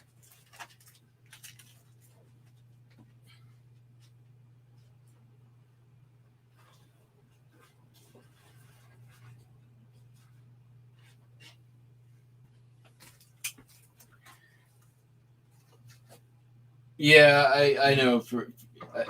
I get it, Mark. Yeah, and I mean, I'm okay with long tailing that one. Let's see here.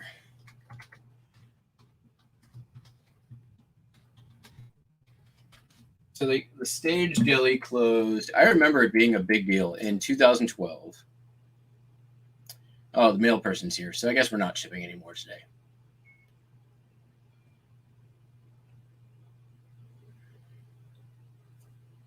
Two blocks from Carnegie Hall.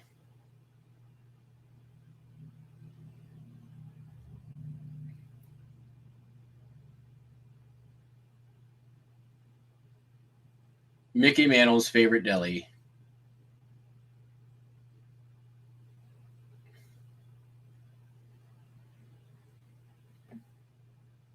Pete Rose was upset there wasn't a thing in his honor.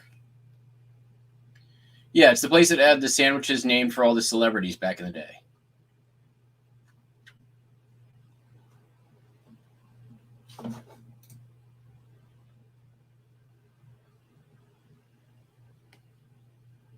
Interesting. Okay.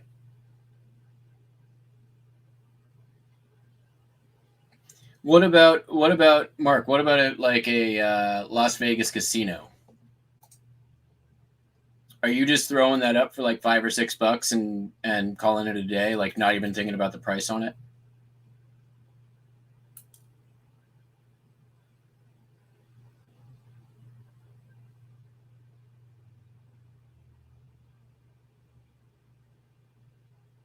Okay.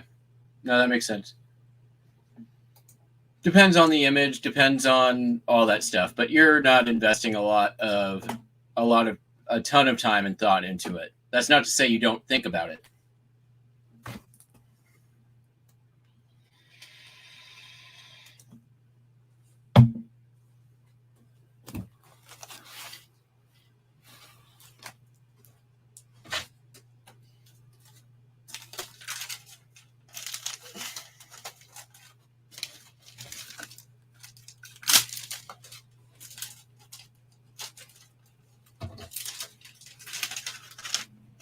Let's see if I can just get these two postcards out here real quick before my postal carrier comes to the back door.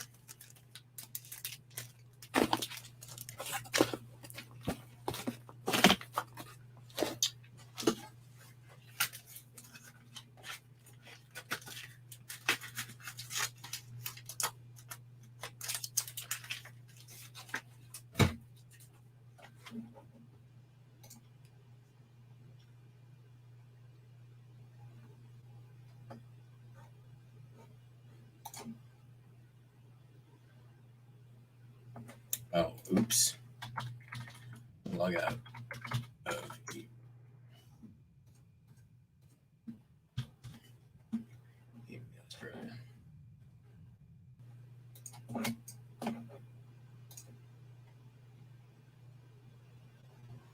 Okay, got it.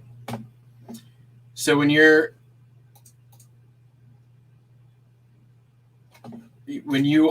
just processing like the stuff that can be quick, and then you're the stuff that is that light bulb just went off.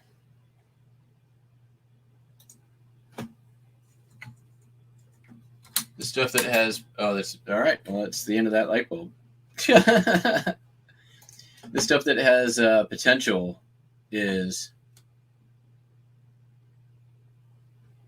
all right. That was weird. Is for a later time.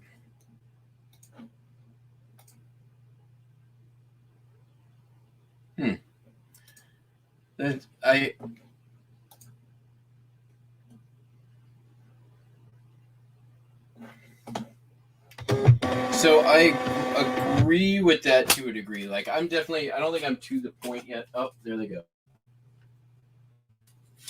Well, let me just go catch them real quick.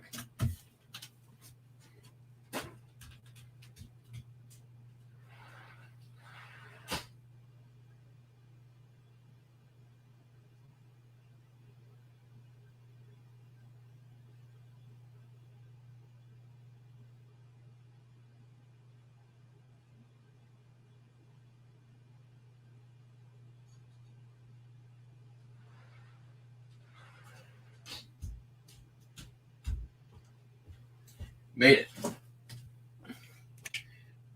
Yeah, I don't think I'm to the point yet where I can just like ideally I want to get to that point where I'm like familiar enough where I could just set up like 3 price buckets, which would be way more efficient. I understand that. But I'm also like,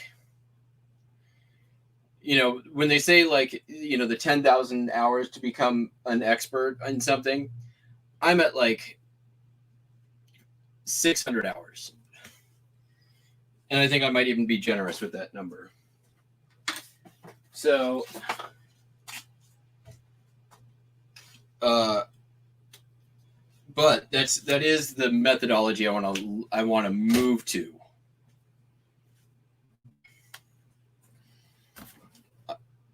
Yeah. Well, I mean, you're not an expert, but you have a lot more experience than I do. I will definitely say that.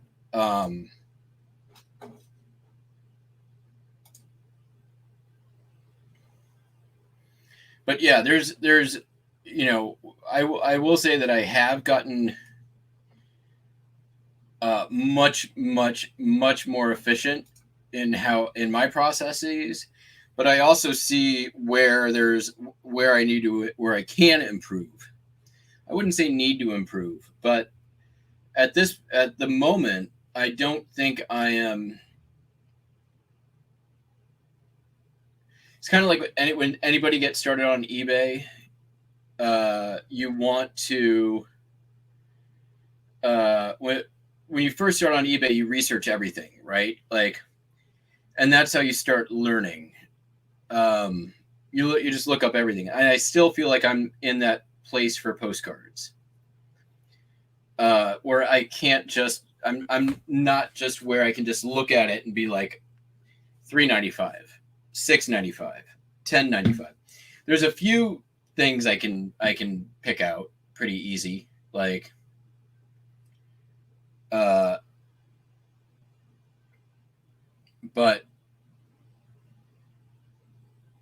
yeah. So I'm a ways away from where I can just mechanically know value based on knowledge and experience or instinct.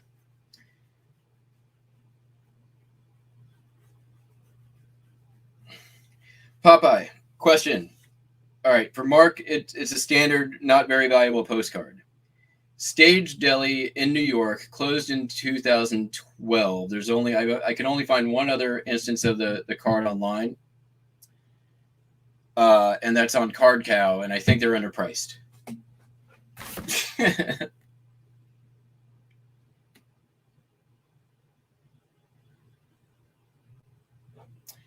Kim, you are correct. Up to 3 ounces and $20 on item price without tax.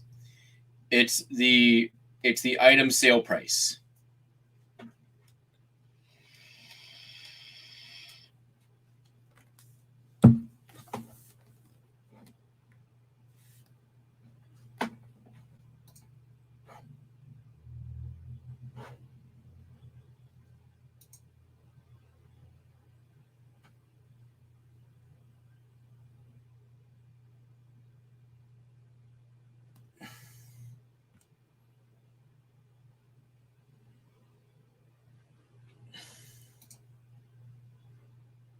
Yeah, I don't know. So Popeye, let me just ask you this question then, just in general. John, sorry. Chrome postcard, interesting content. Say it's like somewhere like Las Vegas or maybe Hollywood or New York. Interesting content, place with a lot of history, should have a lot of interest. Where, like, what would be your sort of range in prices on a Chrome card?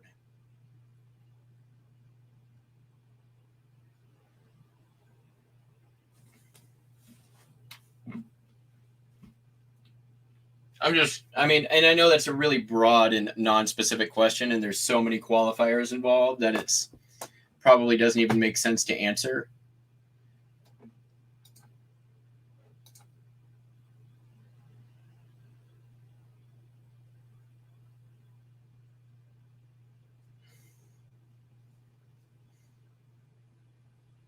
Yeah. One of my biggest mistakes on postcards was a bunch of San Antonio Chrome cards that were you probably know the ones. Let's see here. Where are they? They're by a particular photographer, Dexter Press.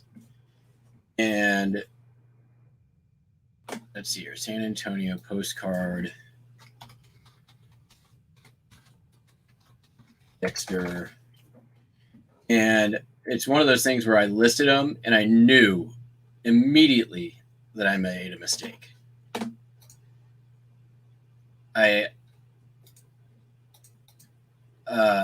What had happened was I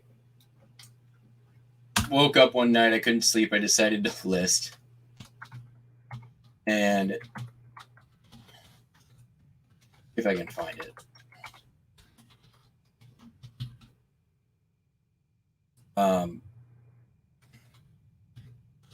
And I didn't research it enough.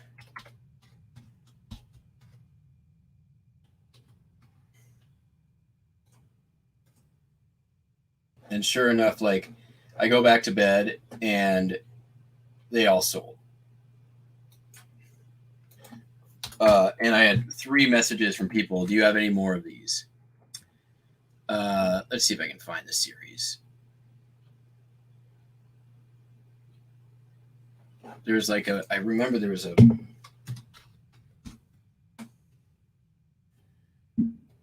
barbecue. The barbecue restaurant is part of it. Maybe not.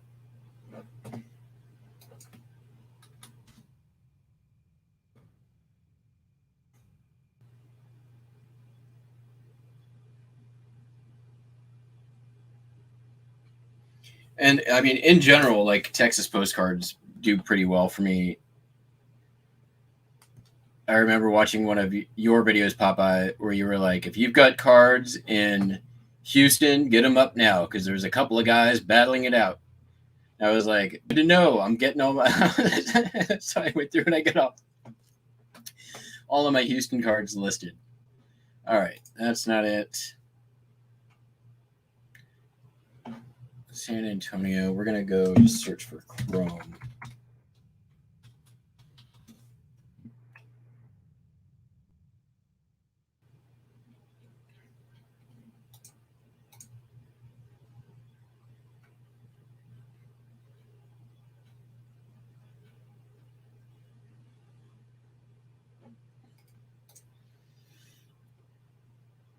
And they were like tall buildings in San Antonio too. I remember is kind of the deal with them.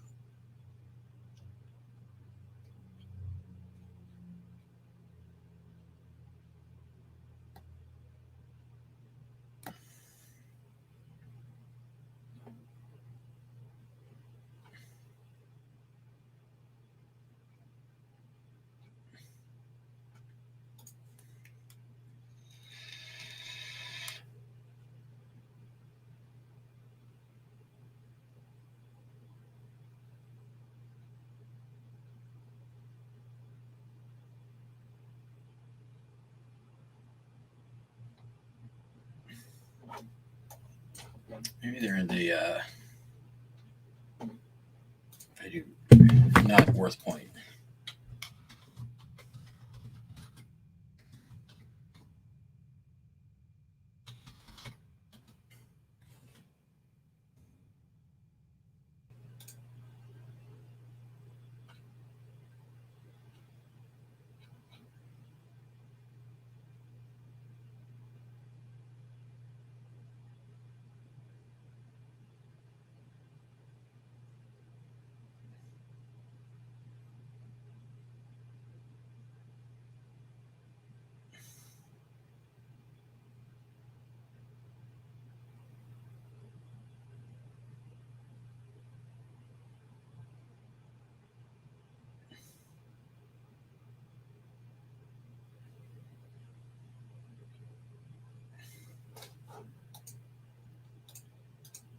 Well, in any case, there is a couple of like towers and tall buildings in San Antonio, and I didn't know it, but they were part of a series by a particular photographer.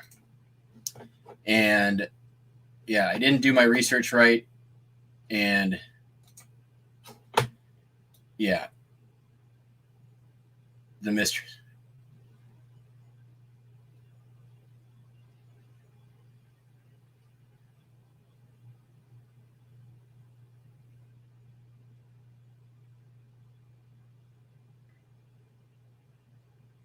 Yeah, it's $15, but I just have this feeling like it's probably going to sell to somebody who does not collect postcards based on the history of it. Being that it's on eBay, there's so little amount of things around the stage deli available, and it's got such deep like New York and Broadway history. I have a feeling. Yeah, I know I'm shooting high with it.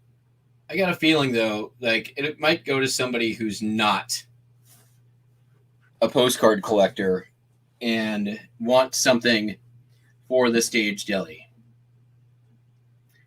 I mean, honestly, if somebody came in and offered me $40 for it, I'd take it. But I might be so high that I'm scaring people away, which is always a risk. All right, I'm yammering on for no good reason. I got some stuff to list. So everybody, thank you always for joining in.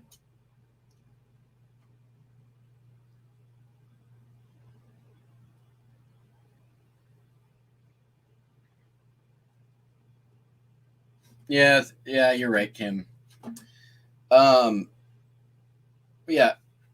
All right. No more yammering. Thank you all very much for watching. I'm not going to stream my listing. I think people have probably had enough of that in the last day.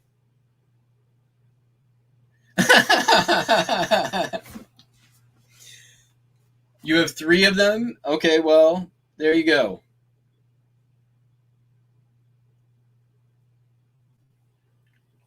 I hope yours sell. I'll up my price and then wait for yours to sell off. And then we'll all profit because I only have 1.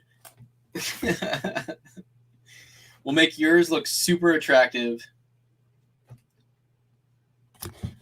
Yeah. All right, everybody. Thank you very much for watching. I'm going to go do some listing and stuff. Oh, I just took the glasses off.